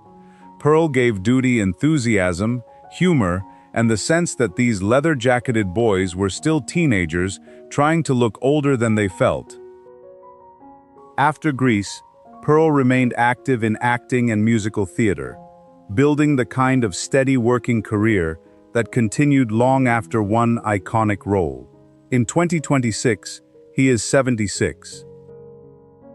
Duty remains a bright reminder that not every memorable member of a gang needs to be the loudest one. Michael Tucci was 31 when he portrayed Sonny Lettieri, the loud and mischievous T-Bird, who always seemed one joke away from creating another problem. Tucci gave Sonny exaggerated confidence, while keeping enough warmth underneath to prevent him from becoming simply unpleasant. After Grease, Tucci continued working across television, film, and stage, and later spent time teaching and mentoring younger performers. In 2026, he is 80. Sonny remains pure teenage momentum, the friend who talks too much, brags too loudly, and somehow keeps the energy moving whenever the room begins to slow. Kelly Ward was 21 when he portrayed Putsy, the sweet and slightly awkward T-Bird who never seemed as interested in proving himself as the others. Ward gave Putsy sincerity, loyalty, and a gentle connection with Jan that made both characters feel more human. After Grease, Ward moved successfully behind the scenes, becoming a voice director and educator whose influence continued through performances audiences heard rather than saw. In 2026, he is 69. Putsy remains proof that belonging does not always come from being cool. It can simply come from being comfortable enough to stay yourself. Diddy Kong was 26 when she portrayed Frenchie, the kind-hearted pink lady whose beauty school dream reflected the teenage hope of becoming someone new. Kong gave Frenchie optimism without making her foolish, allowing uncertainty and disappointment to exist beneath the character's bright personality. After Grease, Kong continued working in entertainment and became involved in advocacy, including autism awareness. In 2026, she is 75. Frenchie remains one of Rydell's sweetest memories. The young woman learning that losing one plan does not mean losing the possibility of another future. Jamie Donnelly was 30 when she portrayed Jan, the quirky and warm pink lady whose humor came from being completely comfortable with her own oddities. Donnelly gave Jan a natural awkwardness that helped the group feel less polished and more like genuine high school friends. She remained connected to acting and performance in later years, continuing to work while keeping a quieter profile than some of her co-stars. In 2026, she is 79. Jan remains memorable because she feels like someone audiences might actually have known, the friend who made the room warmer simply by being herself. Dinah Manoff was 22 when she portrayed Marty Maraschino, the glamorous pink lady who treated confidence like something she could wear until it became real. Manoff gave Marty wit, poise, flirtation, and a little more sophistication than the other girls around her. After Grease, Manoff continued working across film, television, theater, and directing, building a career grounded in craft rather than constant visibility. In 2026, she is 70. Marty remains the knowing smile inside the Pink Ladies, a teenager already practicing the adult woman she hoped someday to become. Eve Arden was 70 when she portrayed Principal McGee, the dry-witted administrator attempting to maintain order, while Rydell High seemed determined to ignore her. Arden brought decades of classic Hollywood timing to every announcement, look, and exhausted reaction. Her distinguished career stretched across film, radio, television, and theater, long before Grease introduced her to another generation. Arden died in 1990, at the age of 82. Principal McGee remains the adult who had already seen everything, and somehow understood that teenage chaos would eventually pass whether she controlled it or not. Frankie Avalon was 37 when he portrayed Teen Angel, the dreamlike singer who appears during Frenchie's moment of uncertainty. Avalon's presence connected Grease directly to the teen idol culture of the era it was celebrating, turning the fantasy into a playful meeting between generations. After decades in music and film, Avalon remained closely associated with the golden age of American pop entertainment and continued appearing at nostalgic events. In 2026, he is 85. Teen Angel remains one of the film's most charming reminders that nostalgia works best when the people who lived it are invited back in. Joan Blondell was 71 when she portrayed Vi, the waitress at the Frosty Palace whose brief appearance brought warmth and history into a film dominated by youth. Blondell gave the diner a lived-in quality, making it feel like a place that existed before the students arrived and would continue after they left. By then, Blondell had already enjoyed a legendary career, stretching across decades of Hollywood. She died from leukemia in 1979, at the age of 73. V remains a quiet moment where classic Hollywood itself seems to step into Rydell's world before gently disappearing again. Vin Burns was 45 when he portrayed Vince Fontaine, the slick radio personality whose fast talk and polished confidence turned the school dance into a genuine event. Burns gave Vince just enough charm and vanity to capture the era's idea of a teenage celebrity host. Already famous through 77 Sunset Strip, Burns continued a career that kept him connected to television and popular culture for decades. He died in 2020 at the age of 87. Vince remains permanently behind that microphone, announcing the dance as though nothing in the world could possibly be more important. Sid Caesar was 55 when he portrayed Coach Calhoun, the loud and enthusiastic gym teacher whose attempts to motivate students often became comedy of their own. Caesar brought the physical timing and exaggerated expressions that had already made him one of television comedy's pioneers. His career influenced generations of performers and stretched across television, film, and stage before his death in 2014 at the age of 91. Coach Calhoun remains proof that great comic instincts can move between generations without losing their rhythm or their ability to make a room laugh. Dennis Stewart was 31 when he portrayed Leo, better known as Craterface, the rival greaser, whose presence brought genuine danger into the T-Bird's world. Stewart gave Leo enough menace to raise the stakes of the Thunder Road race without pushing the character into exaggeration.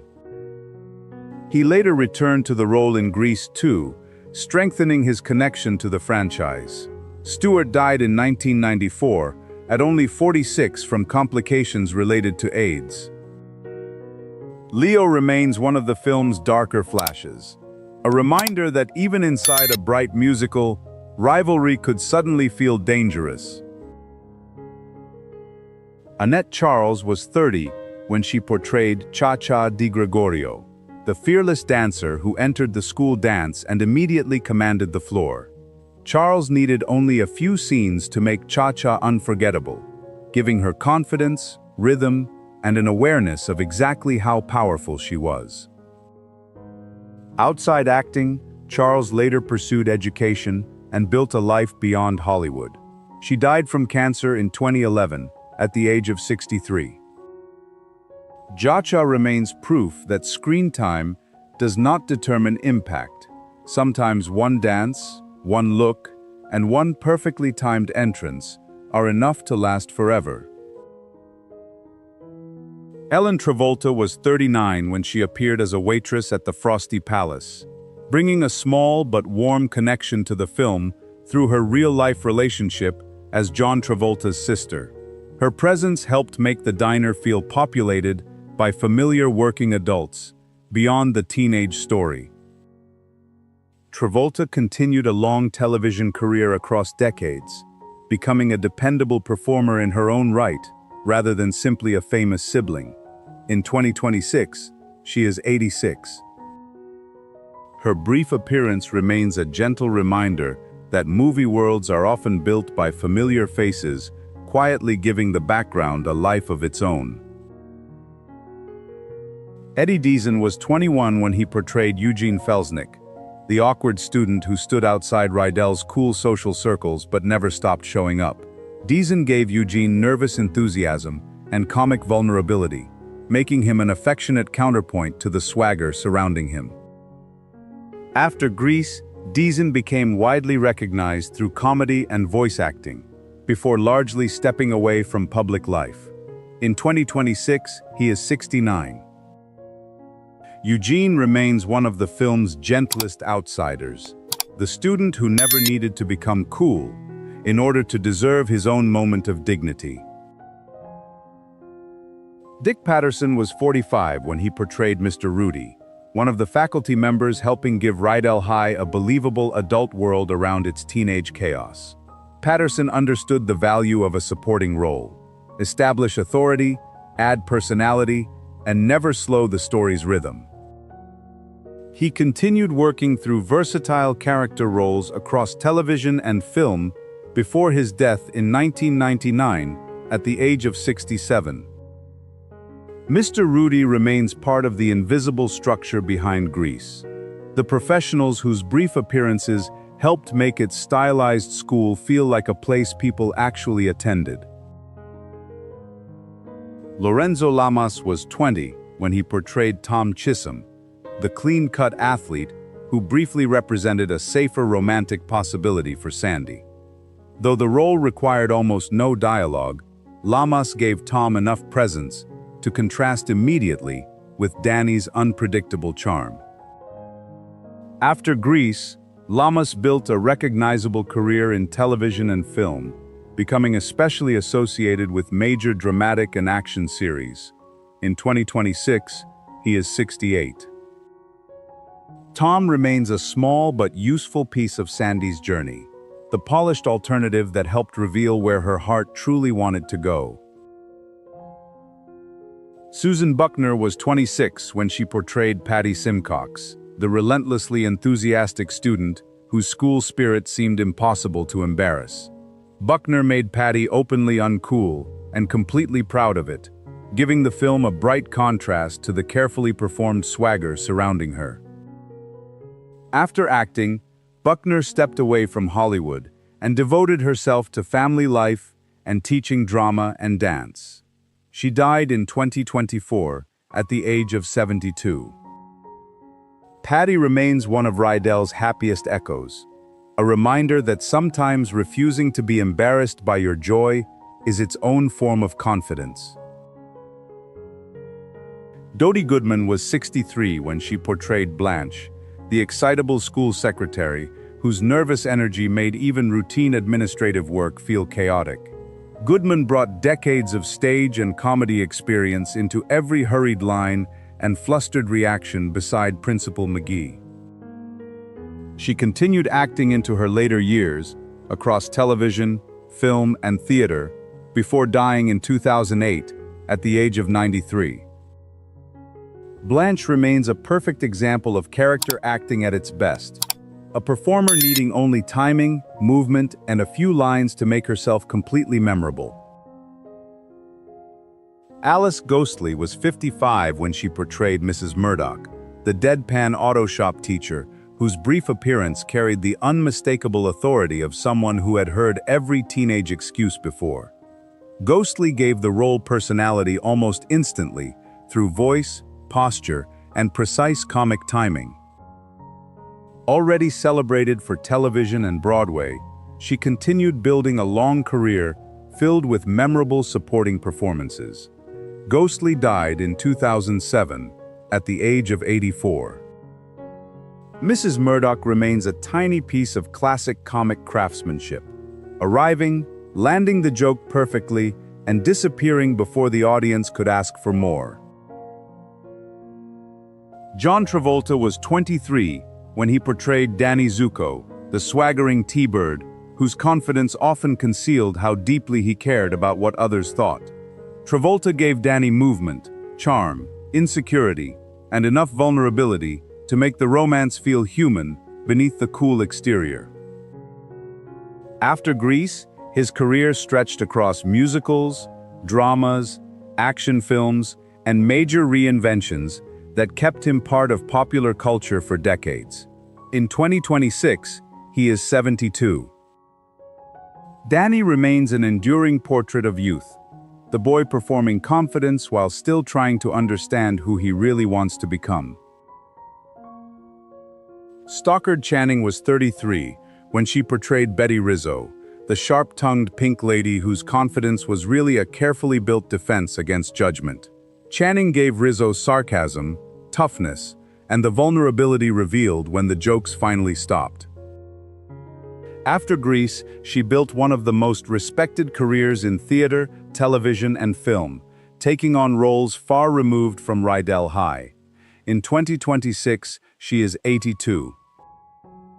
Rizzo remains one of the film's deepest characters, because Channing proved that the person who appears strongest may simply be the one most afraid of being hurt. Grease was built from music, movement, and the dream that youth might somehow remain untouched by time. But the people behind Rydell High continued growing older, building new lives, facing private struggles, and eventually saying goodbye. Olivia Newton-John, Jeff Conaway, Annette Charles, Susan Buckner, and many others are now gone, yet every song brings them back exactly as audiences first knew them. Thank you for joining After the Spotlight, where we remember the people behind the memories and what remained after the final dance. Welcome to After the Spotlight. Full House gave television a San Francisco home where grief slowly became laughter, and three men learned that raising a family required more than blood. But the lives beyond that familiar living room were far less predictable. Some cast members stepped away from fame, others returned decades later, and one of television's most beloved fathers is now gone. Today, we remember the cast of Full House, the paths they followed after the series, and what remained when the Tanner house finally grew quiet. John Stamos was 24 when he portrayed Jesse Katsopoulos, the leather-jacketed musician whose bachelor confidence gradually gave way to responsibility and fatherhood. Stamos gave Jesse swagger without losing tenderness, especially through his bond with Michelle and his relationship with Becky.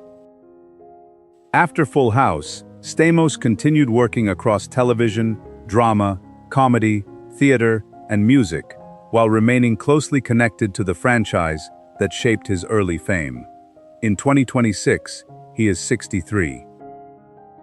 Jesse remains a reminder that growing up does not always mean losing your identity. It can mean discovering who deserves the best parts of it. Candace Cameron Bure was 11 when she portrayed DJ Tanner, the eldest daughter who often carried more responsibility than a child should after losing her mother.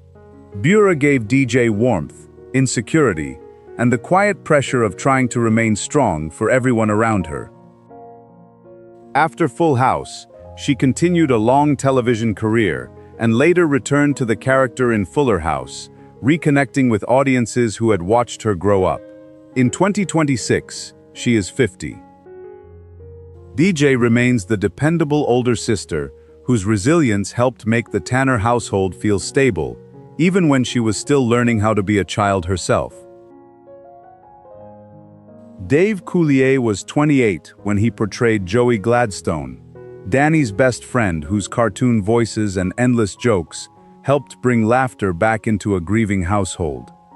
Coulier gave Joey childlike humor, while making his commitment to the Tanner girls feel sincere and permanent. After the series, Coulier continued working through stand-up comedy, television, and voice acting, maintaining a career built largely around humor and familiar audience affection. In 2026, he is 67. Joey remains proof that sometimes family is the friend who moves in during the hardest chapter and simply never stops showing up. Andrea Barber was 11 when she portrayed Kimmy Gibbler, DJ's loud and unapologetically strange best friend, whose personality seemed designed to challenge every Tanner rule. Barber made Kimmy more than a running joke by giving her loyalty and the confidence to remain herself, even when everyone teased her. After Full House, Barber stepped away from acting for years before returning to Kimmy in Fuller House and reconnecting with fans. In 2026, she is 50. Kimmy remains one of television's great outsiders, the friend who proved that being accepted does not always require becoming quieter, cooler, or easier to understand. Bob Saget was 31 when he portrayed Danny Tanner, the widowed father whose obsessive cleaning and corny advice concealed the grief of rebuilding a family after sudden loss. Saget gave Danny gentleness, structure, and the emotional sincerity that allowed the show's larger comedy to work.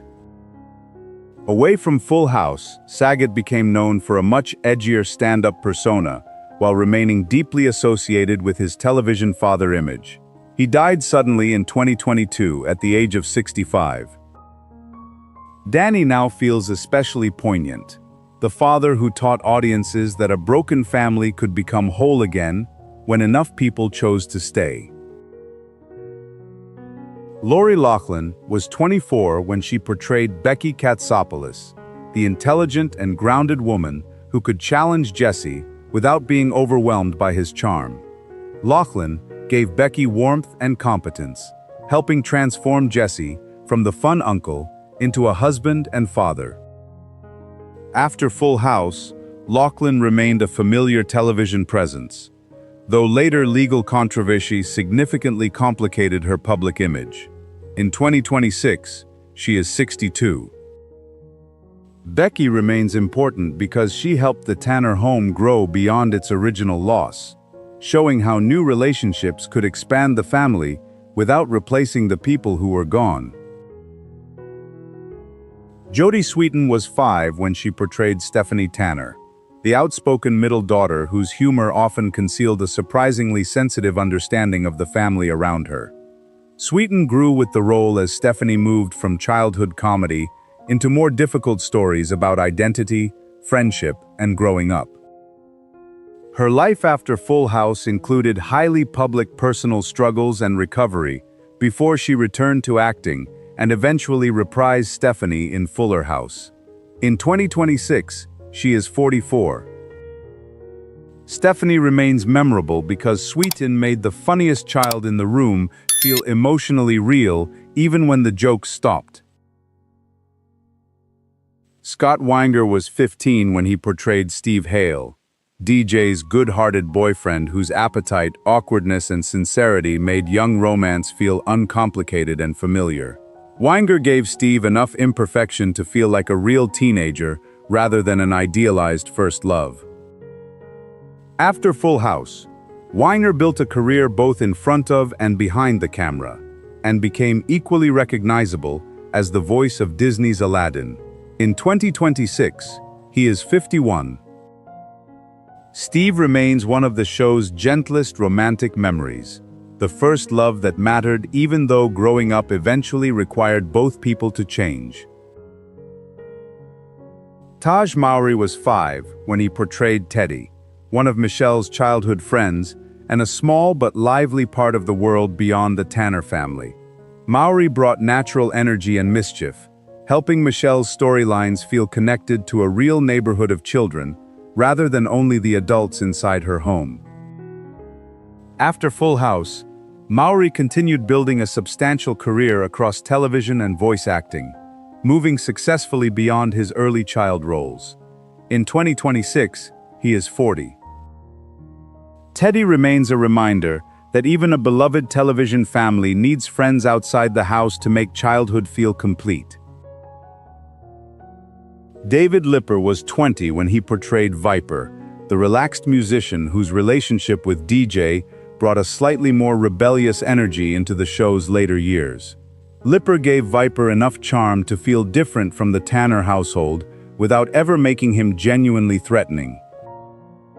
After Full House, Lipper continued working across acting, producing, and other entertainment projects both in front of and behind the camera.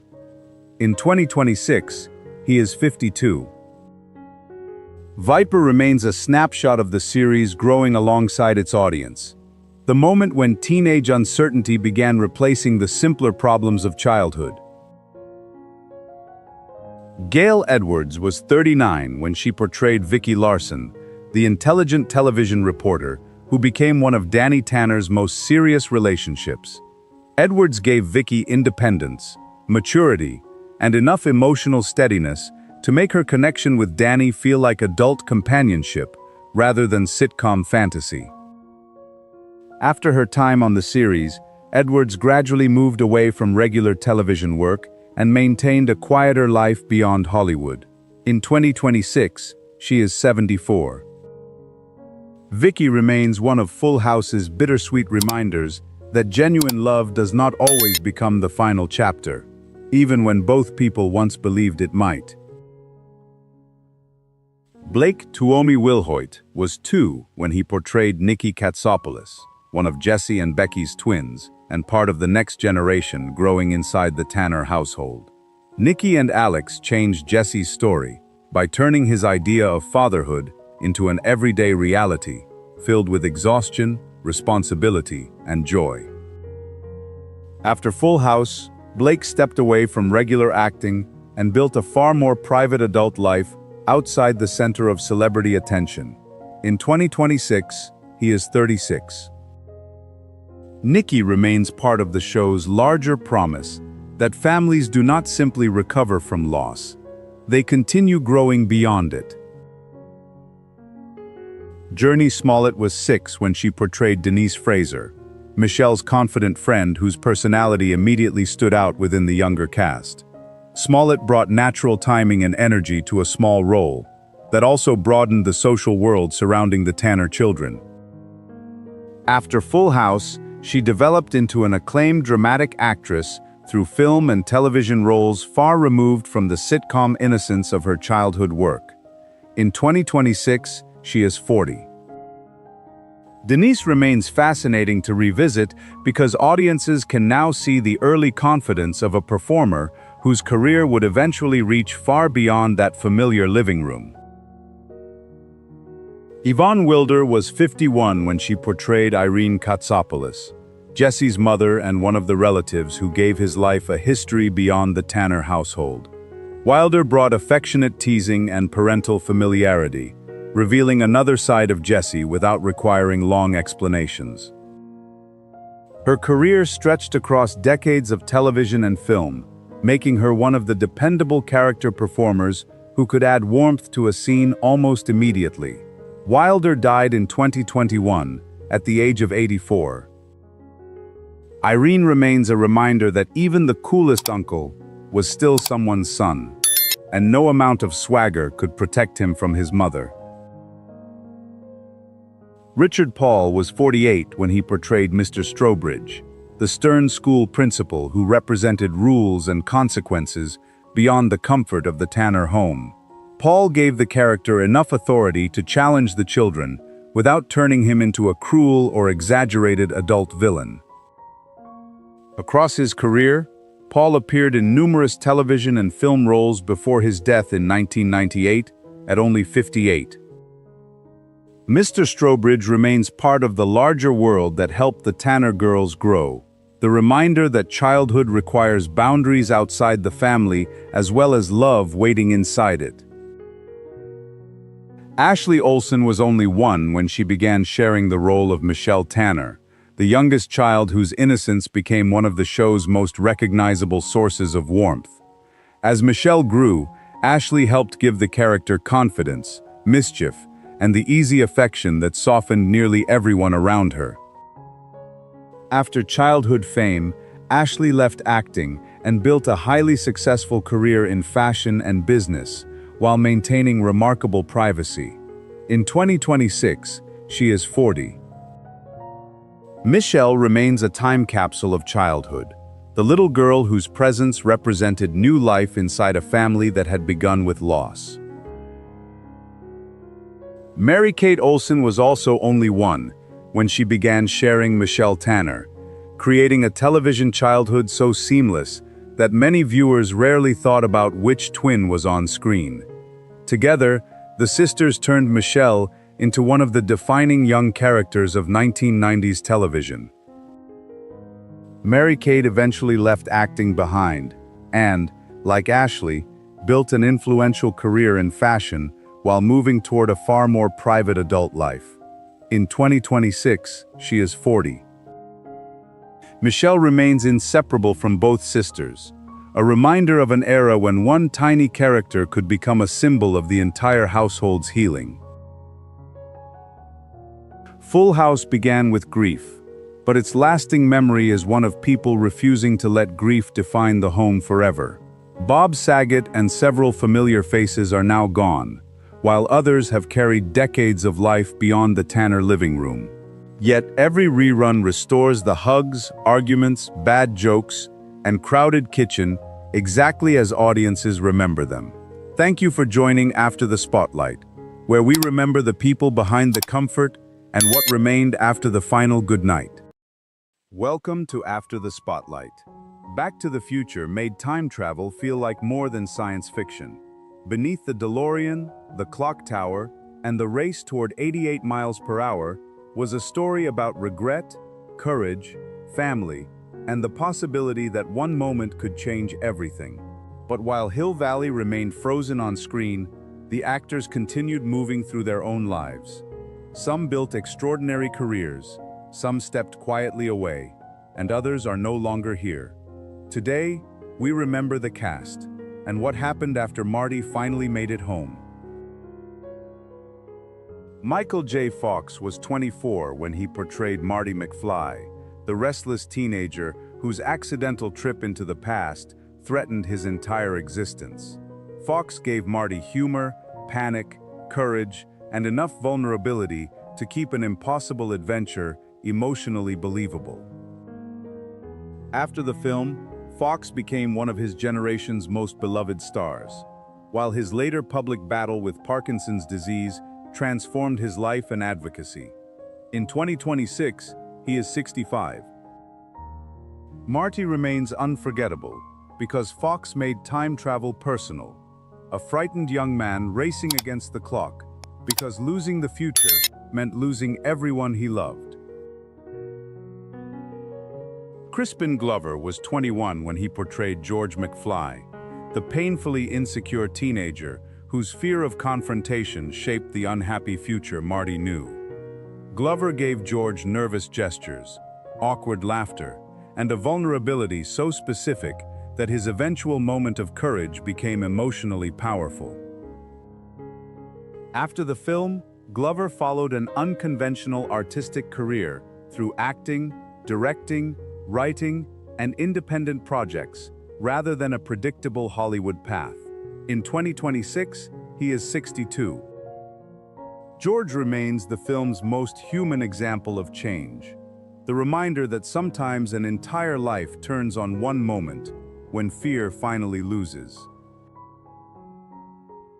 Thomas F. Wilson was 26 when he portrayed Biff Tannen, the loud and entitled bully whose cruelty dominated George McFly's life.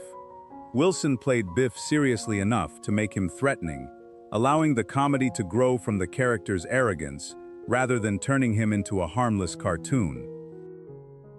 Beyond Hill Valley, Wilson built a varied career through acting, voice work, music, and comedy, while maintaining a complicated relationship with the fame of his most recognizable role. In 2026, he is 67. Biff remains memorable because Marty's victory only works when the bully standing in his way feels genuinely dangerous. Claudia Wells was 19 when she portrayed Jennifer Parker, Marty's girlfriend and one of the few pieces of normal life waiting for him outside the chaos of time travel. Wells gave Jennifer warmth and sincerity, making her feel like a genuine reason for Marty to return home. After the film, Wells stepped away from acting for personal reasons, before eventually returning on her own terms and reconnecting with fans. In 2026, she is 60. Jennifer remains the quiet center of Marty's present, the person reminding audiences that even the greatest adventure needs somewhere safe to return to. Mark McClure was 28 when he portrayed Dave McFly, Marty's older brother and part of the disappointing family future created by George's years of insecurity. McClure gave Dave just enough resignation to make the original timeline feel quietly painful, rather than dramatically tragic. After Back to the Future, McClure continued working across decades of film and television, becoming a familiar supporting presence in several major franchises and productions. In 2026, he is 69. Dave remains important because his changed future proves that Marty's actions saved more than himself. They gave an entire family another chance.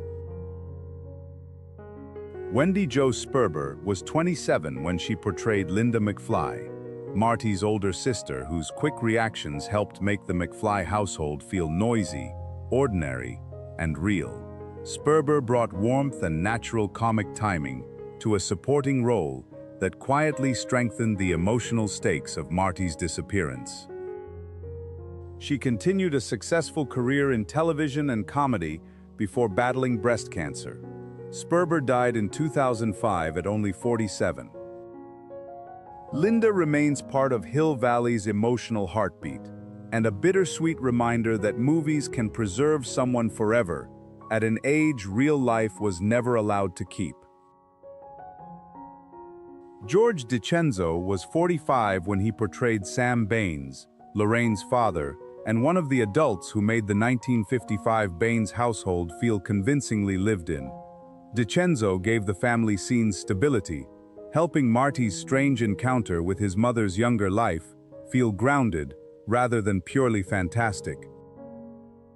Across his career, DiCenzo became a dependable character actor in film, television, and voice work, strengthening stories without demanding attention.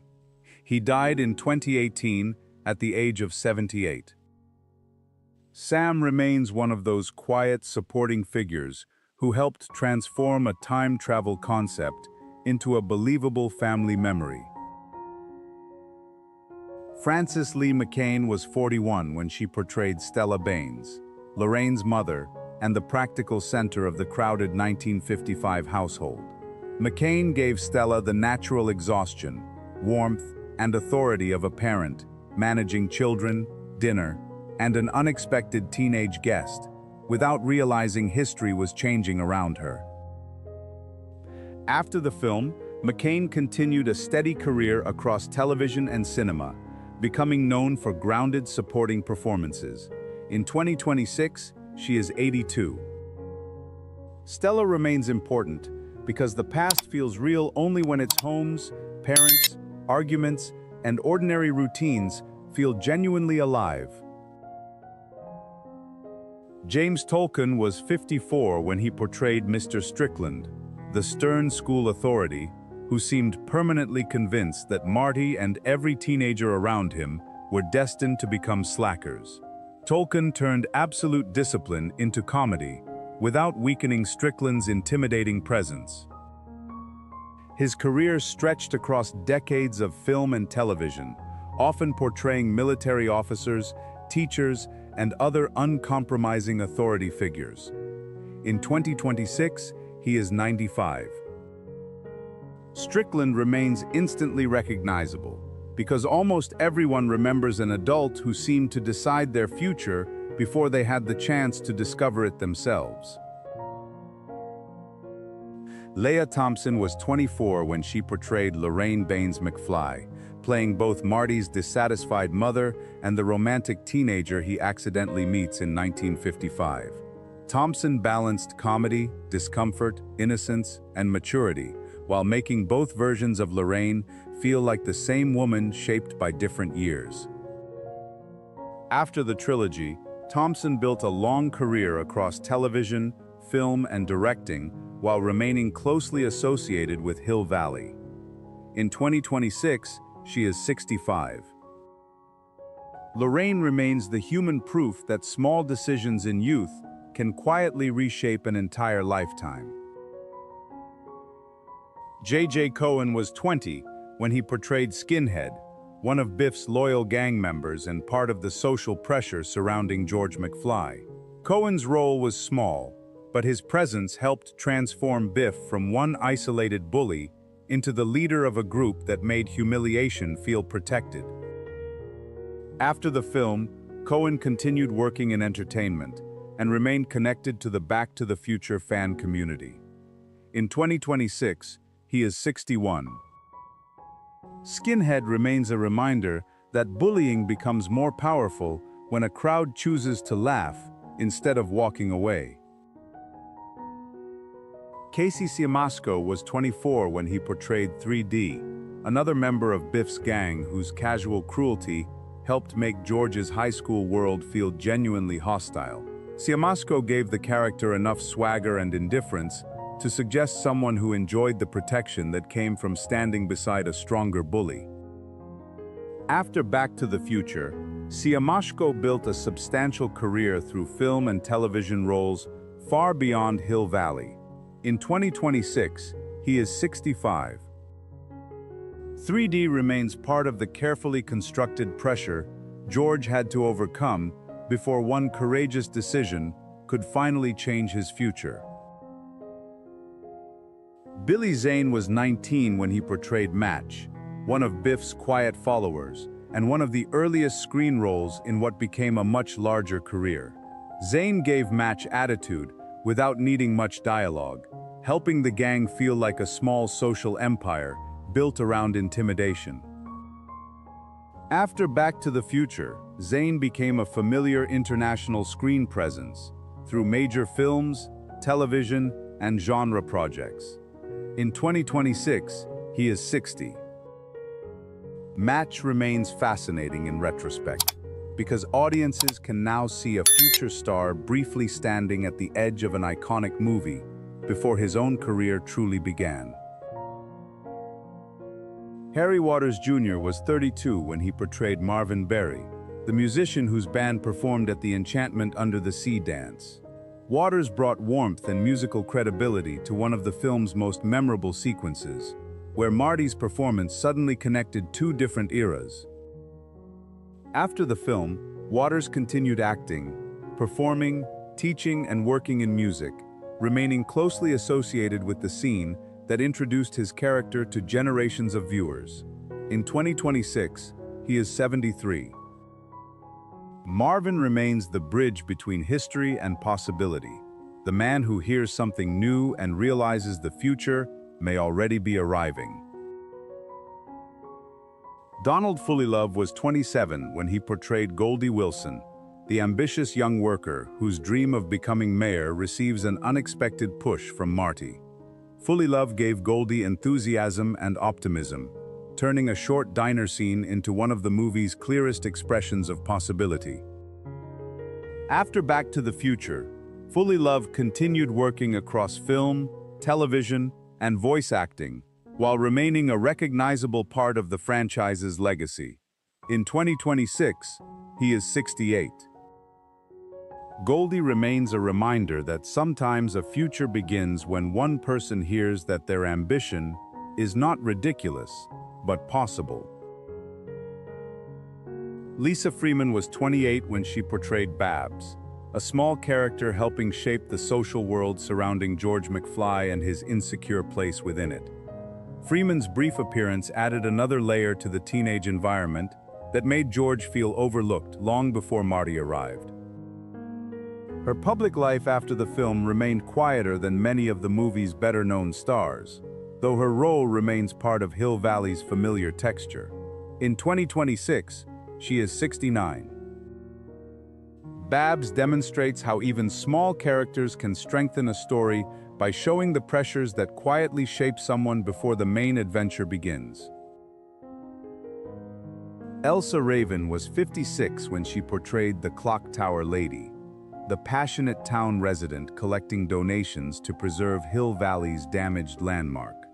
Raven transformed a brief information delivery scene into something memorable through urgency, personality, and complete belief in the importance of local history. Across her career, Raven became a recognizable character actress capable of making small roles feel fully lived in. She died in 2020 at the age of 91.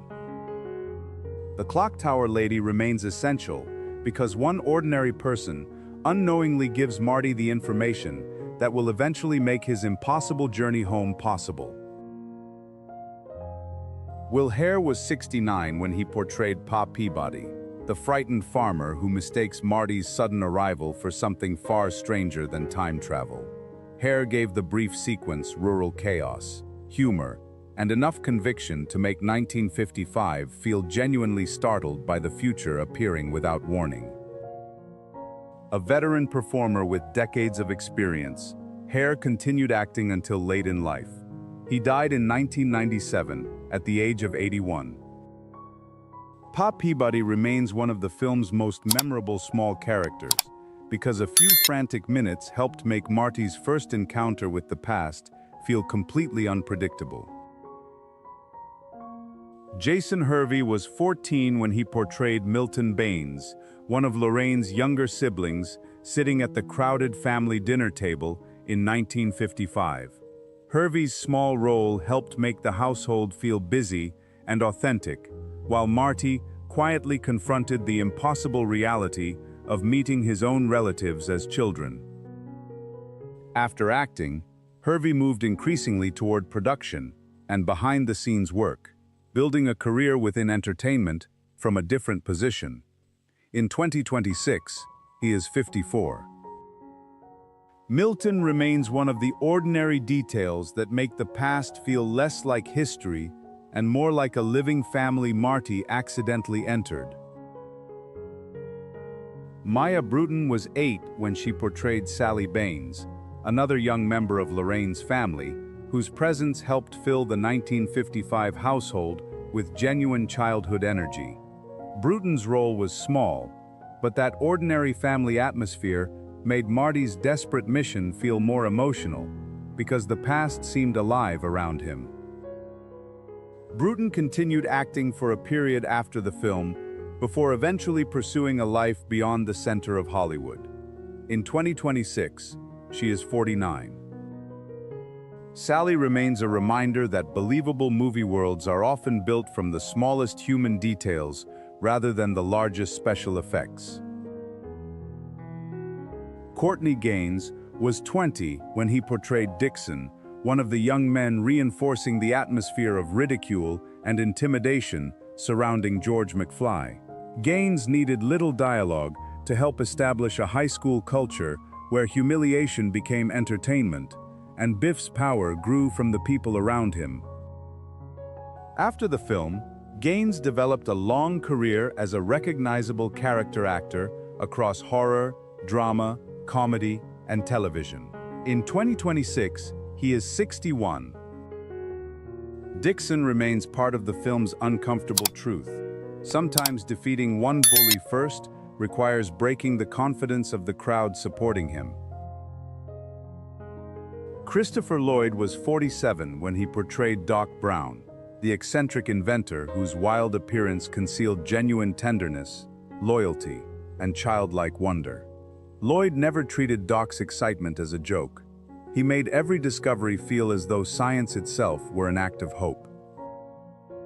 After Back to the Future, Lloyd continued an extraordinary career across film, television, animation, and stage, while Doc remained one of his defining roles. In 2026, he is 88. Doc endures because Lloyd made curiosity feel fearless, and friendship powerful enough to become the true engine behind every journey through time. Back to the Future was filled with clocks, inventions, and impossible journeys. But its lasting power came from something much simpler: the hope that courage can interrupt the future before regret becomes permanent. Some of the actors who created Hill Valley are now gone, while others have carried decades of life beyond the roles that froze them in 1985. Yet whenever lightning strikes the clock tower, they are young again. Thank you for joining After the Spotlight, where we remember the lives behind the movies and what remained after time kept moving. Welcome to After the Spotlight. Little House on the Prairie gave generations a place to return to, Walnut Grove, where hardship could be survived through family, faith, and the belief that tomorrow might still be kinder. But the lives beyond that familiar farmhouse followed very different paths. Some cast members left Hollywood behind, others built remarkable second careers, and many beloved faces are now gone. Today, we remember the people who made the prairie feel like home, and what happened after the final wagon disappeared beyond the horizon. Michael Landon was 38 when he portrayed Charles Ingalls, the devoted father whose strength came as much from tenderness as hard work. Landon never made Charles perfect. He allowed worry, exhaustion, and uncertainty to exist beneath the man his family depended upon. Beyond acting, Landon shaped the series as a writer, director, and producer, before continuing his success with Highway to Heaven. He died from pancreatic cancer in 1991, at only 54. Charles remains the image of a father whose greatest strength was choosing love, even when life gave him every reason to harden. Karen Grassel was 32 when she portrayed Caroline Ingalls, the calm and resourceful mother whose unseen labor held the household together through poverty, illness, and uncertainty. Grassel gave Caroline strength without harshness, allowing courage to appear through small acts of care rather than dramatic speeches. After Little House, Grassel continued performing and later spoke openly about her personal experiences and advocacy. In 2026, she is 84.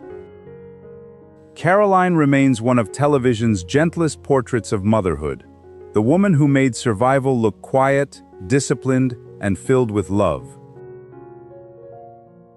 Lindsay and Sydney Greenbush were only 4 when they shared the role of Carrie Ingalls, the youngest daughter whose innocence helped soften some of the series' darkest stories. Together, they gave Carrie the spontaneous curiosity and vulnerability of genuine childhood.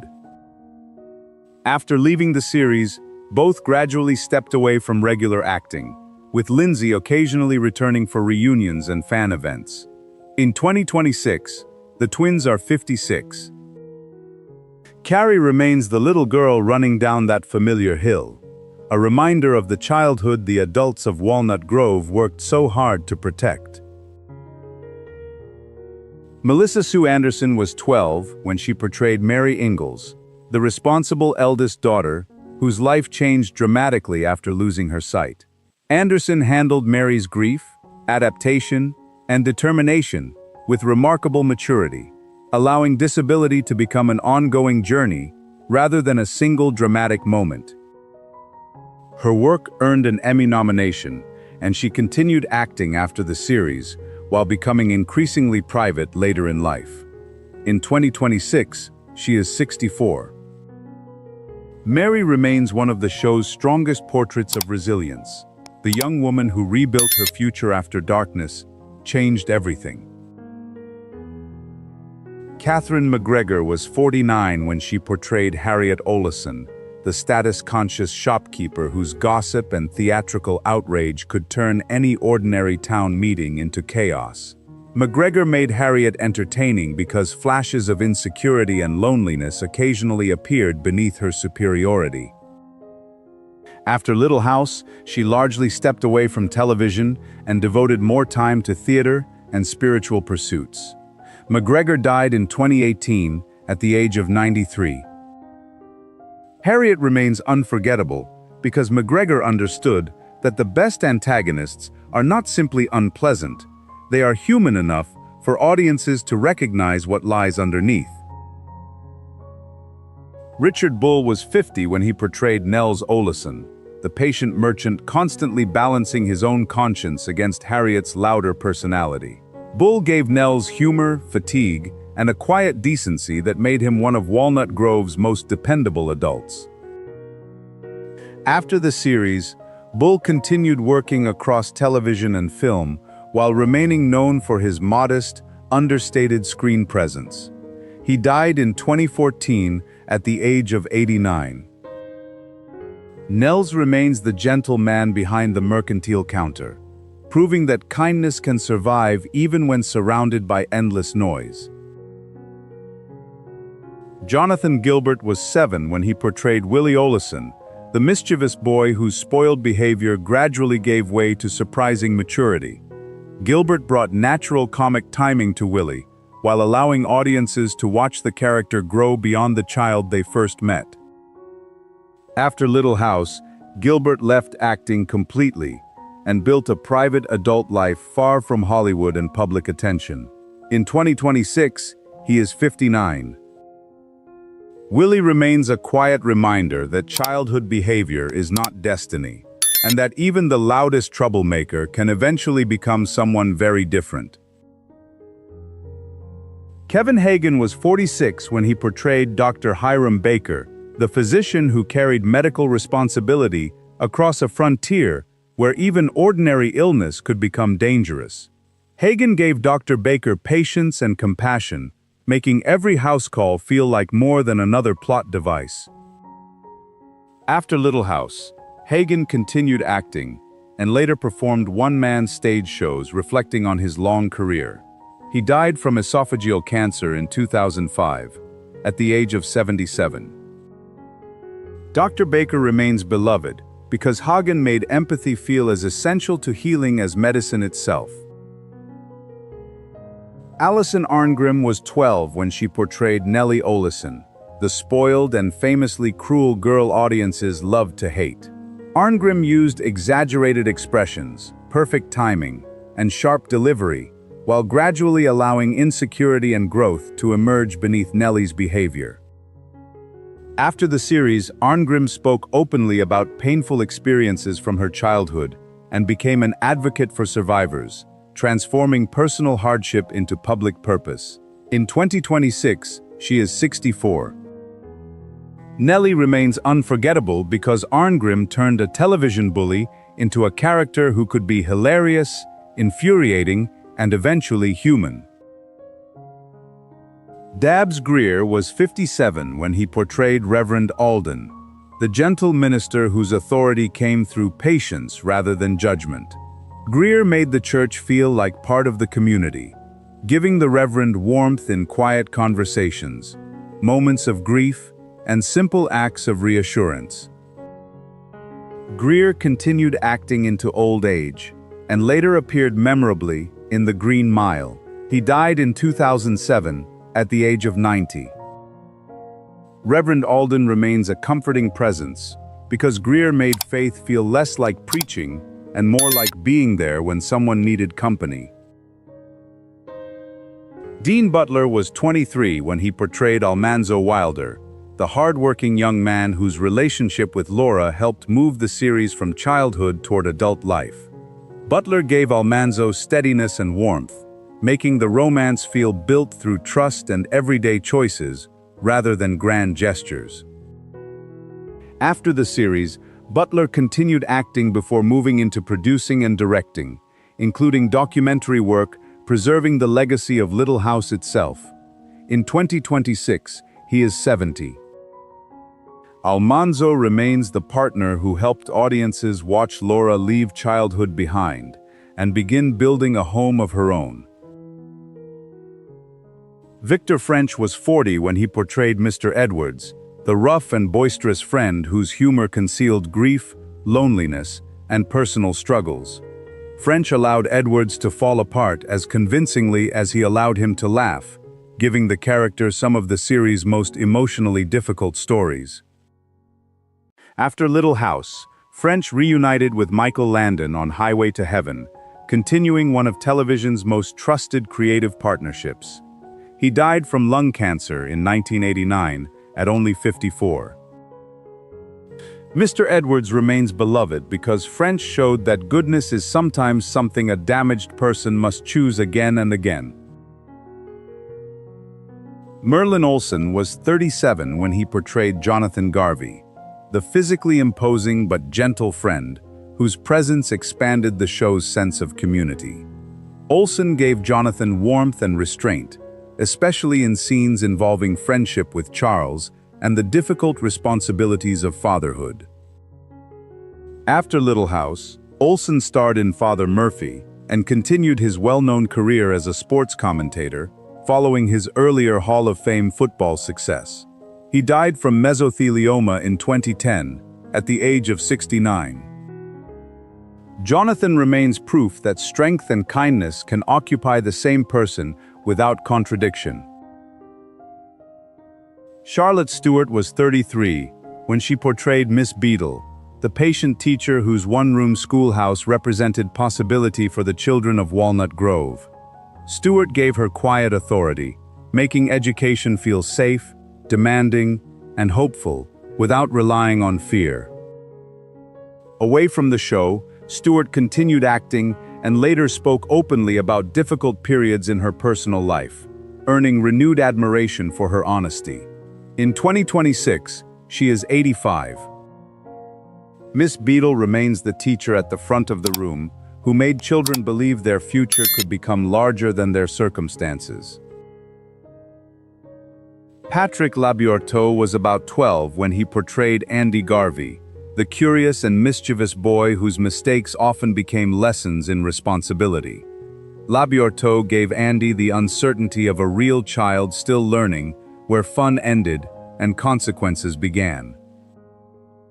After Little House, he built a long television career, becoming especially familiar through JAG while also working in voice acting and other projects. In 2026, he is 61. Andy remains a reminder that growing up rarely happens through one dramatic moment. It happens through small choices, repeated until they slowly become character. Carl Swenson was 66 when he portrayed Lars Hansen, one of Walnut Grove's founders, and the elder who carried much of the town's history. Swenson gave Lars humor, dignity, and the calm presence of someone who had spent a lifetime helping build something larger than himself. Swenson died in 1978, at the age of 70, shortly after the series had written the passing of Lars into the story, making the farewell especially poignant for viewers. Lars remains the reminder that communities are rarely built by grand speeches, but by ordinary people quietly doing their part for years. Matthew Labourteau was around 10 when he portrayed Albert Ingalls, the streetwise boy whose search for belonging expanded the show's definition of family. Labourteau gave Albert anger, fear, and vulnerability, allowing darker stories involving identity, illness, and addiction to remain deeply personal. After Little House, he continued acting before building a successful second career in voice work. In 2026, he is 60. Albert remains a powerful reminder that family is not only determined by blood, it can also be created by the people who continue choosing you when you expect them to leave. Melissa Gilbert was 10 when she portrayed Laura Ingalls, the curious and stubborn girl through whose eyes generations came to know Walnut Grove. Gilbert allowed audiences to watch Laura experience childhood, injustice, heartbreak, love, and eventually adulthood, without losing the fire that defined her. After the series, Gilbert continued acting and directing, and later served as president of the Screen Actors Guild, becoming an influential advocate for performers. In 2026, she is 62. Laura remains the prairie's enduring voice, the girl who kept looking toward the horizon while learning how much growing up could ask of her. Little House on the Prairie survived because Walnut Grove was never only a television town. It became a memory of family dinners, school bells, difficult winters, and the belief that people could endure almost anything if they did not face it alone. Many of the performers who created that world are now gone, while others carry its legacy into 2026. Yet every rerun brings the prairie back again. Thank you for joining After the Spotlight, where we remember the lives behind the memories and what remained after the final goodnight. Welcome to After the Spotlight. Roadhouse looked like pure late-night swagger. Neon lights, broken bottles, loud music, and a hero who seemed impossible to shake. But beneath the fighting was a darker story about fear, corruption, loyalty, and a man struggling not to become as violent as the people he opposed. The performers behind that world followed very different paths. Some built long careers, while others were taken far too soon. Today, we remember the cast and what happened after the Double Deuce finally closed its doors. Patrick Swayze was 36 when he portrayed Dalton, the legendary cooler who entered the Double Deuce with discipline, restraint, and a personal code built from years of violence. Swayze gave Dalton physical confidence while revealing the exhaustion beneath his calm exterior. After Roadhouse, he strengthened his place in popular culture through films including Ghost and Point Break, while remaining admired for his dancing, music, and emotional openness. Swayze died from pancreatic cancer in 2009, at only 57. Dalton remains unforgettable because Swayze played him as a man fighting to protect more than a town. He was trying to preserve his soul. Sam Elliott was 44 when he portrayed Wade Garrett, Dalton's older friend, and a living image of where the same violent profession might eventually lead. Elliott used his unmistakable voice and stillness to give Wade authority without needing to compete for attention. After Roadhouse, Elliott's reputation continued growing through decades of film and television roles that made him one of America's most recognizable screen presences. Wade remains more than Dalton's mentor. He is a warning from the road ahead, the man who survived countless nights, but could never completely escape the price they demanded. Ben Gazzara was 58 when he portrayed Brad Wesley, the wealthy businessman who controlled Jasper through intimidation, loyalty, and fear. Gazzara made Wesley frightening because he rarely needed to raise his voice, treating cruelty like an ordinary part of managing his private kingdom. Already respected for psychologically complex performances, Gazzara continued working across film, television, and theater after Roadhouse. He died from pancreatic cancer in 2012, at the age of 81. Wesley remains one of cult cinema's most effective villains because he represents power that has grown comfortable and therefore believes it will never be challenged. Marshall R. Teague was 36 when he portrayed Jimmy, Wesley's most dangerous enforcer, and the man who appeared to enjoy violence rather than merely use it. Teague gave Jimmy cold physical confidence, raising the conflict far beyond the task of cleaning up a troubled bar. After Roadhouse, he continued appearing in action-driven films and television series, becoming a familiar supporting performer whose presence could immediately make a scene feel more dangerous. Jimmy remains frightening because he is not simply following orders. He is the man smiling while carrying them out. Red West was 53 when he portrayed Red Webster, the honest auto parts store owner whose suffering gave Dalton's fight a deeply personal meaning. West played Red with warmth and ordinary decency, representing the people trapped beneath Wesley's power without possessing the strength to confront it alone. Away from the film, West had lived an unusual life that included working with Elvis Presley before building a long acting career.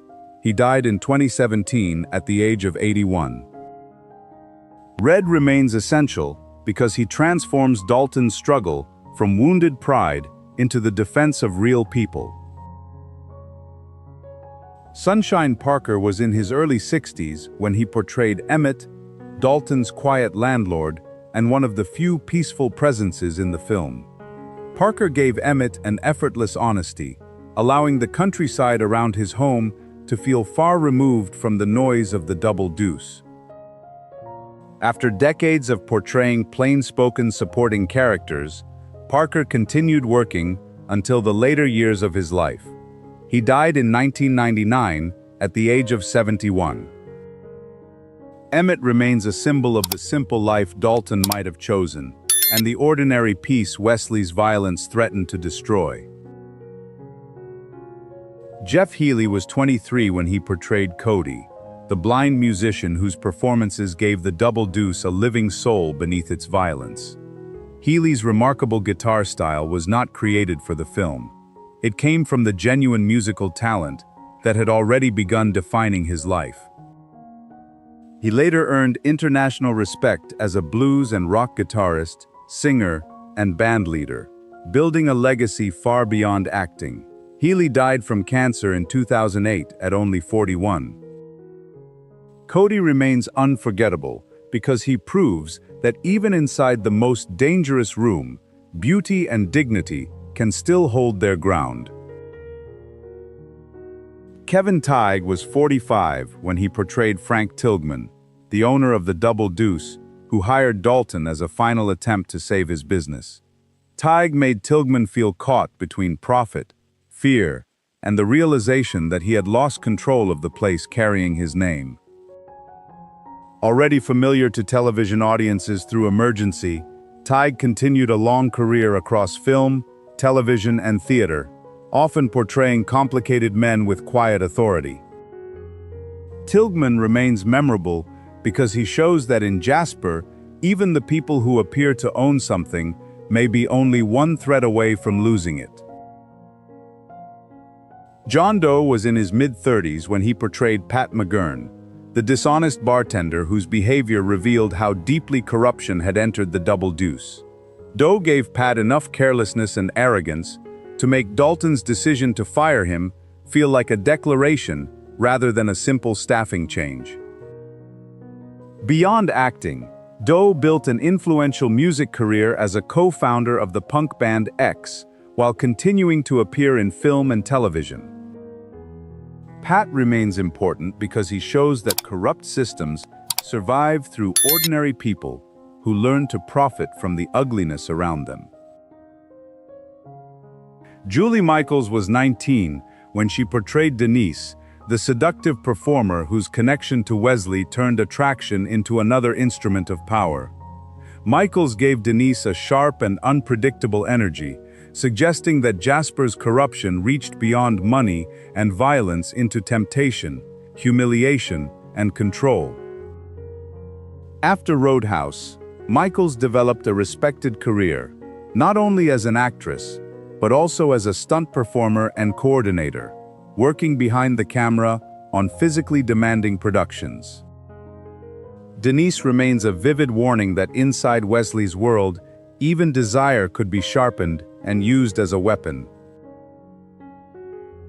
Kathleen Wilhoit was 25 when she portrayed Carrie, one of the employees forced to survive the double deuce before Dalton began changing its culture.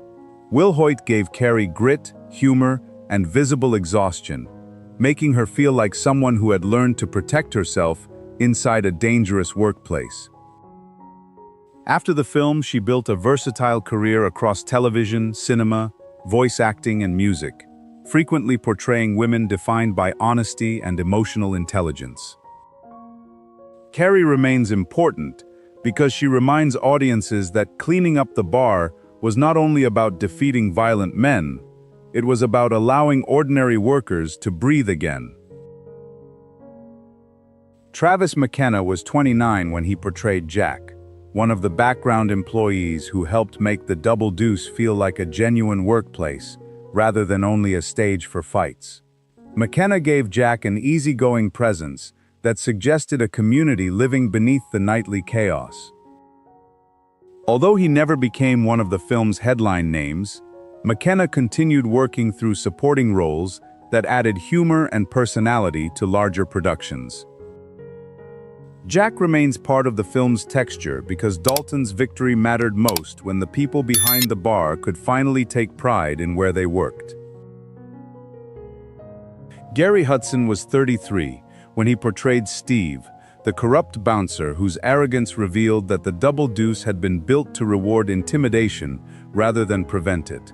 Hudson made Steve the perfect first obstacle for Dalton, showing that the bar's problems began within its own staff.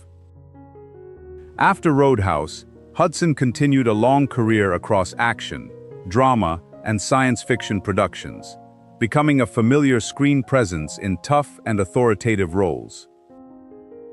Steve remains essential because removing him is Dalton's first statement that strength alone cannot save the bar. The corruption itself must be cleared away. Terry Funk was 44 when he portrayed Morgan, one of Wesley's brutal enforcers, and a man whose physical threat needed little explanation. Funk brought the timing, rhythm, and realism developed through decades of professional wrestling, making Morgan's violence feel immediate rather than theatrical. Outside the film, Funk became one of wrestling's most influential and admired figures, celebrated for his toughness, reinvention, and fearless physical storytelling. He died in 2023 at the age of 79. Morgan remains memorable because Funk brought genuine impact to a movie world where power was measured through bodies and pain. Michael Ryder portrayed O'Connor, one of the men operating inside Wesley's network of intimidation. Though the character receives little personal history, Ryder gave him the quiet menace of someone who had learned to carry out damage without needing recognition. Public information about Ryder's life and career is more limited than that of the film's major stars, but his presence helped turn Wesley's power into something larger than one villain. O'Connor remains part of Roadhouse's threatening atmosphere because he represents the loyal employees who make corruption feel organized, routine, and far more difficult to defeat. Anthony DeLongis was 39 when he portrayed Ketchum, the controlled enforcer whose physical precision made him feel more dangerous than ordinary hired muscle. DeLongis used his knowledge of weapons and action performance to give Ketchum balance, restraint, and the confidence of someone accustomed to violence. Beyond acting, he developed a respected career in stunt work, fight choreography, and weapons training, contributing to screen action in ways audiences often experienced without knowing his name. Ketchum remains effective because he proves that real menace does not always shout. It sometimes waits quietly and prepares to strike. Joe Unger was 40 when he portrayed Carpus, one of the rough local figures helping Wesley's influence feel woven into Jasper's everyday life. Unger brought grounded toughness to the role, suggesting that intimidation had become ordinary rather than exceptional within the town. Across his career, he became a reliable character actor in film and television, often portraying men whose grit and unpredictability added tension to relatively small roles. Karpus remains part of the film's lasting texture, because characters like him make Jasper feel genuinely occupied by danger, and make reclaiming the town feel fully earned. Kelly Lynch was 30 when she portrayed Elizabeth Clay, the doctor who saw beyond Dalton's reputation and recognized the wounded man beneath his control. Lynch gave Elizabeth intelligence, independence, and enough skepticism to keep their relationship grounded inside the film's exaggerated world. After Roadhouse, she continued portraying complex women in independent films and television projects, earning critical recognition and building a career defined by cool, watchful performances. Elizabeth remains the person who made the violence pause long enough for audiences to imagine the quieter life Dalton might have lived if he could ever stop expecting another fight. Roadhouse became famous for its fights, but its lasting power came from something quieter: a man attempting to protect decency without surrendering himself to violence. Patrick Swayze, Jeff Healey, Ben Gazzara, Terry Funk, and several others are now gone, while the Double Deuce remains frozen in neon inside every rerun. Thank you for joining After the Spotlight, where we remember the people behind the action and what remained when the music finally faded. Welcome to After the Spotlight. Hill Street Blues never promised that justice would arrive cleanly or that good people would always win.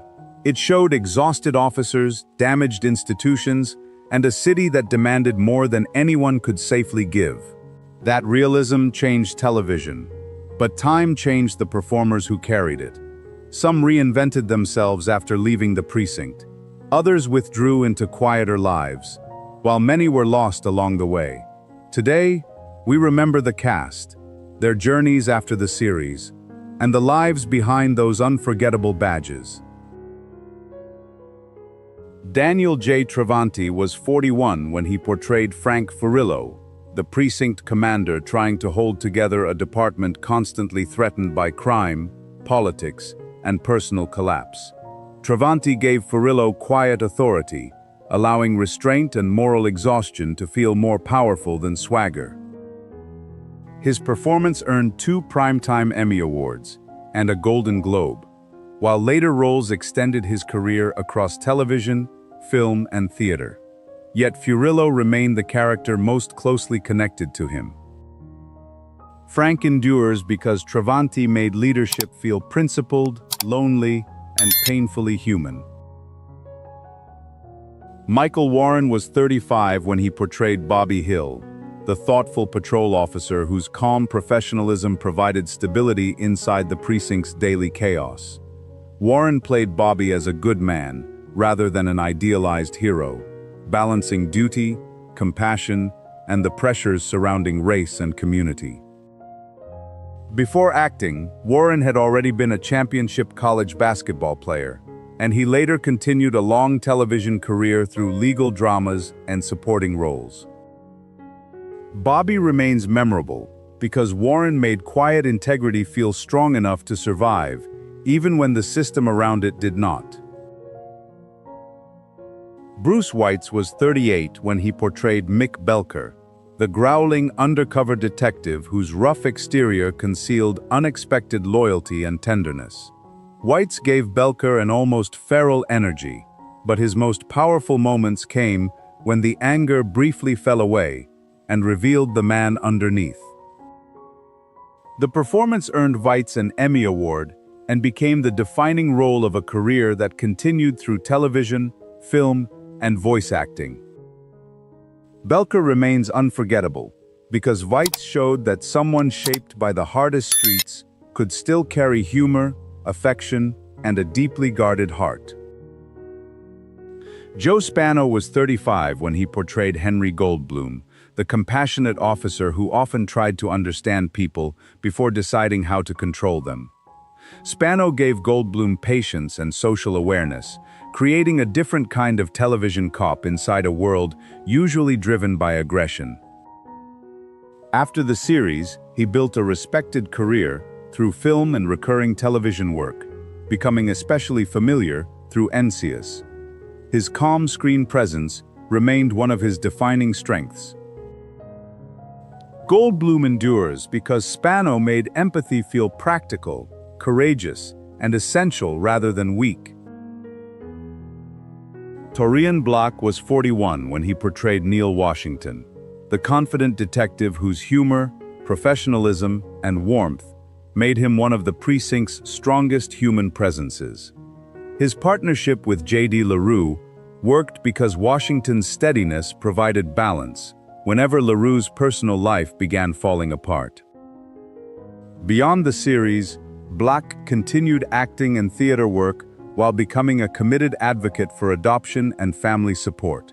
He died in 2022 at the age of 82. Washington remains unforgettable because Block made decency feel natural inside a world built on pressure and compromise.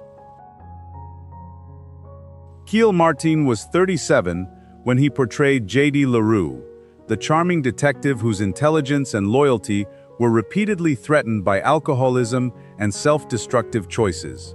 Martin made LaRue funny and appealing without hiding the sadness beneath his confidence, allowing audiences to see both the man and the damage.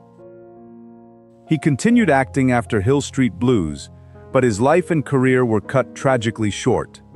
Martin died from lung cancer in 1990, at only 46. LaRue remains painful to revisit because Martin made charisma look bright, while gradually revealing the cost of everything hidden behind it. Betty Thomas was 33 when she portrayed Lucy Bates, the determined officer who proved herself inside a precinct still largely controlled by men. Thomas gave Lucy toughness, emotional credibility, and the sense that every achievement had been earned against resistance rather than freely offered. After leaving the series, she completed a remarkable reinvention as a successful director, guiding major television projects and films, including Private Parts and Dr. Dolittle. She died in 2025 at the age of 76. Lucy remains a symbol of competence, while Thomas's later career became a triumph of transformation. Charles Hayde was 38 when he portrayed Andy Renko, the stubborn patrol officer whose anger and roughness never completely concealed how deeply he cared. Hayde made Renko feel shaped by years of pressure, while his partnership with Bobby Hill created one of the show's most believable friendships. After Hill Street Blues, Hayde moved successfully behind the camera, directing episodes of major series including ER, Nifty Blue, and Criminal Minds.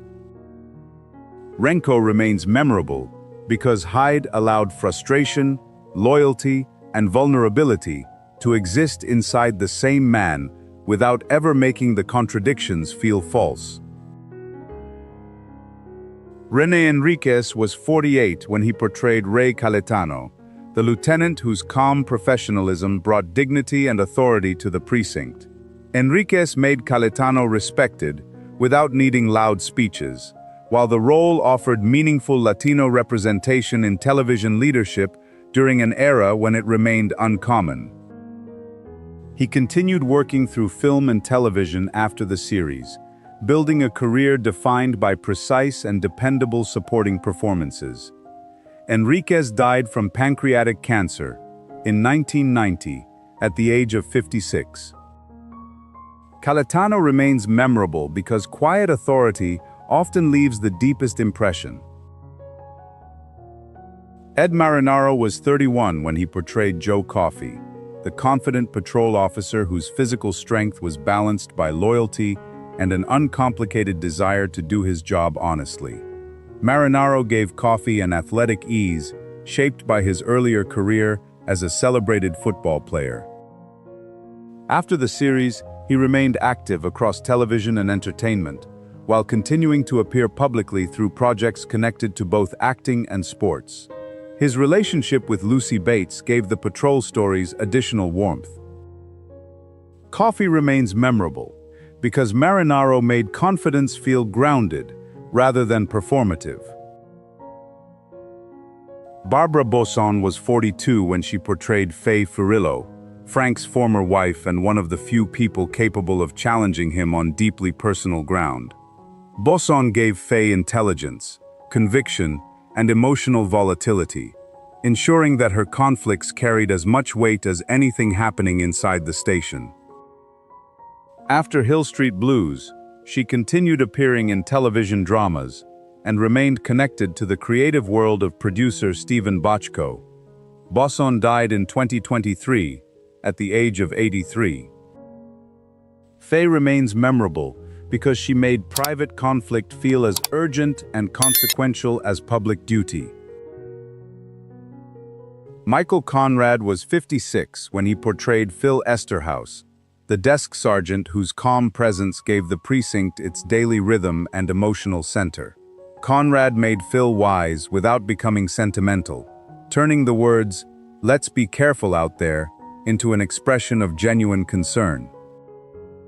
His performance earned 2 Emmy Awards, but his life ended while the series was still in production. Conrad died from cancer in 1983, at only 58, and the show openly mourned his loss. Esterhaus remains sacred to viewers because Conrad made leadership feel protective, humane, and real. John Cypher was 49 when he portrayed Fletcher Daniels, the police chief whose administrative priorities frequently collided with Frank Furillo's street-level realities. Cypher gave Daniels polished authority, showing that institutional pressure could come from career ambition, politics, and public image, rather than simple cruelty. After the series, he continued an extensive career across theater, television, and film, frequently portraying men defined by intelligence and command. He later retired from acting.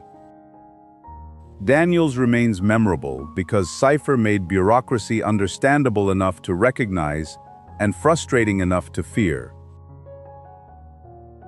George Weiner was 37 when he portrayed Erwin Bernstein, the legal figure attempting to protect procedure, while surrounded by situations that rarely fit neatly inside the law. Weiner gave Bernstein dry intelligence, frustration, and an underlying belief that the system still mattered despite its failures. After Hill Street Blues, he became one of television and film's most dependable character performers, moving between comedy, authority figures, and legal roles with remarkable ease.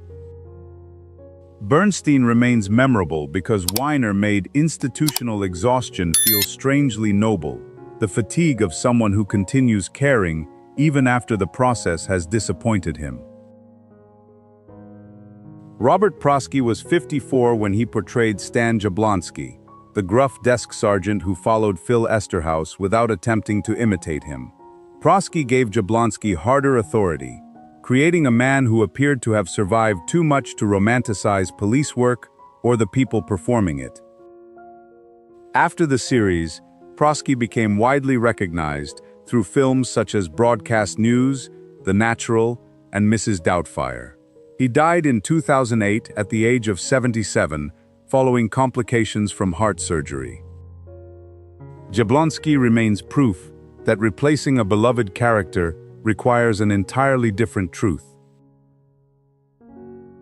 Dennis Franz was 39 when he first portrayed Norman Bunce, the rough detective whose impatience and street instincts brought new energy to the series' later years. Franz made Bunce difficult, cynical, and intelligent, allowing the character's abrasive personality to feel shaped by experience rather than simple hostility. Bunce later received his own spin-off, while Franz achieved even greater success as Andy Sipowicz on Nip to Blue, earning multiple Emmy Awards. He eventually retired from acting. Bunce remains unforgettable because Franz made roughness feel observant, wounded, and impossible to dismiss. Ken Olin was 30 when he portrayed Harry Garibaldi, the ambitious young detective still learning how to survive inside the institution he hoped to master. Olin gave Harry confidence, mixed with uncertainty, making his eagerness feel both admirable and occasionally dangerous. After Hill Street Blues, Olin found major success as an actor on 30-something, before building an influential career as a director and producer on series including This Is Us and Only Murders in the Building. Garibaldi remains memorable as an early portrait of ambition still searching for discipline and direction. Jeffrey Tambor was 37 when he portrayed Judge Alan Wachtel, the eccentric legal figure whose unpredictability brought an unusual comic edge into the show's serious world.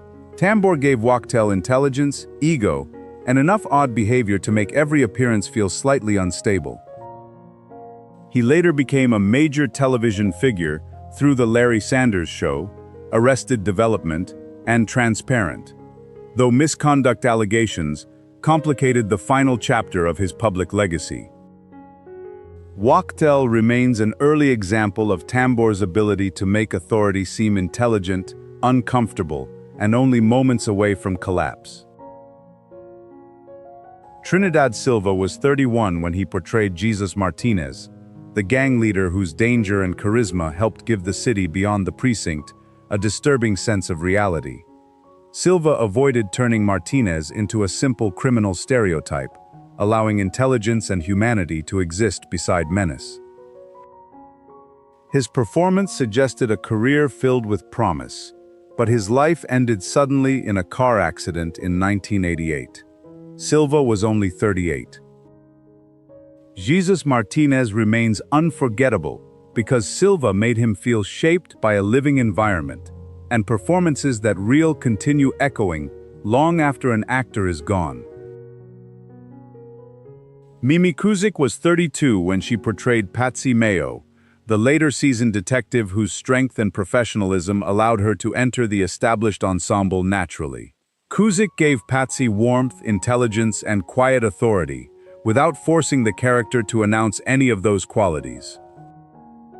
After the series, she built a long career across Canadian and American television and film, becoming known for emotionally grounded supporting performances. Patsy remains memorable because Kuzik made competence look effortless, and inside a precinct overwhelmed by noise, someone who appeared completely capable created a powerful kind of calm. Peter Jurasik was 32 when he portrayed Sid the Snitch, the anxious informant who survived by knowing enough to remain useful without ever becoming completely trustworthy. Jurasik gave Sid humor, desperation, and a hint of tragedy, showing the fragile life existing between criminals and police. He later became widely celebrated as Londo Mollari on Babylon 5, delivering one of science fiction television's most acclaimed long-form performances. Sid remains memorable because Jurasik made survival feel like a performance, funny from a distance, frightening up close, and never guaranteed to continue for another day. James Sikking was 47 when he portrayed Howard Hunter, the rigid tactical commander whose military discipline often became both intimidating and unexpectedly funny. Sikking never treated Hunter as though he understood the joke, which made every briefing, command, and exaggerated reaction feel even more authentic. After Hill Street Blues, he remained a familiar television presence and later reached another generation as Dr. David Hauser on Doogie Howser, MD. Sikking died in 2024 at the age of 90. Hunter remains a masterful portrait of discipline, becoming comedy without ever losing its conviction. Veronica Hamill was 38 when she portrayed Joyce Davenport, the public defender whose principles repeatedly challenged the police officers she worked beside and the man she loved. Hamill gave Joyce intelligence, strength, and enough emotional warmth to make her more than Frank Furillo's romantic partner. After Hill Street Blues, she continued working in film and television, before becoming increasingly private and selective about her appearances. Her performance remained central to the series' moral arguments. Joyce endures because Hamill made justice feel personal, difficult, and impossible to separate from human consequence. Hill Street Blues changed television by refusing to make the work look clean or the people look invincible. Some members of its remarkable cast continued for decades, while others were lost before their stories felt complete. Yet the precinct still comes alive whenever the roll call begins. The fatigue, courage, anger, and fragile hope returning exactly as they were. Thank you for joining After the Spotlight, where we remember the people behind the stories and what remained when the sirens finally faded. Welcome to After the Spotlight. The Waltons gave television one mountain, one crowded farmhouse, and a final goodnight that still feels like home more than 50 years later. Behind that warmth were young actors who grew up before millions, veterans who found defining roles late in life, and beloved performers whose losses changed the series forever. Some remained close to Walton's mountain, while others quietly chose lives beyond Hollywood. Today, we remember the cast, the paths they followed, and what remained after the farmhouse lights went dark. Mary Beth McDonough was 11 when she portrayed Erin Walton, the thoughtful daughter who gradually searched for confidence, love, and an identity of her own. McDonough allowed Erin's uncertainty to feel gentle rather than weak, making her disappointments and hopes deeply relatable. After the series, she continued acting while becoming an author and speaker who discussed health, body image, and the pressures of growing up in public. In 2026, she is 65. Erin remains a reminder that self-discovery does not always require leaving home. It can begin by learning to value yourself within it. Eric Scott was 14 when he portrayed Ben Walton, the restless middle son determined to prove that he deserved recognition inside a large family. Scott gave Ben pride, impatience, and ambition, while allowing responsibility to gradually steady the character without completely changing him. After the Waltons, Scott stepped away from regular acting and built a quieter career in business, though he remained connected to fans through reunions and appearances. In 2026, he is 67. Ben remains the story of youthful confidence, slowly learning that real strength begins when ambition accepts responsibility. Judy Norton was 14 when she portrayed Mary Ellen Walton, the fiercely determined daughter who refused to accept the limited future expected of women in her time. Norton transformed Mary Ellen's stubbornness into purpose as the character pursued medicine, marriage, and adulthood through love and painful loss. After the series, Norton continued working as an actress, director, writer, singer, and stage performer while remaining closely connected to the show's audience. In 2026, she is 68. Mary Ellen remains a portrait of ambition becoming service, and courage, strengthened by compassion rather than diminished by it. David W. Harper was 11 when he portrayed Jim Bob Walton, the quiet dreamer whose mind often wandered toward engines, airplanes, and the world beyond the mountain. Harper gave Jim Bob loneliness, curiosity, and a private determination that became visible whenever his family needed him. After the series, Harper stepped away from Hollywood and chose a private life outside the entertainment industry, making only occasional appearances connected to the show. In 2026, he is 64. Jim Bob remains the boy looking toward the sky while staying emotionally rooted in the home that taught him to dream. Earl Hamner Jr. was 49 when his voice became the narrator, guiding every memory, hardship, and final goodnight with quiet tenderness. Drawing from his own childhood, Hamner made Walton's Mountain feel less like a television setting and more like a home preserved inside memory. Beyond the Waltons, he was a novelist, screenwriter, and television creator whose work included Falcon Crest. Hamner died in 2016 at the age of 92. The narrator endures because Hamner made memory itself feel alive, warm enough to restore an entire family, and fragile enough to remind us that childhood cannot return. Ralph Waite was 44 when he portrayed John Walton Sr., the hardworking father whose love appeared through labor, sacrifice, and the refusal to let hardship divide his family. Waite gave John moral strength without making him perfect, allowing pride, anger, and uncertainty to exist beside devotion.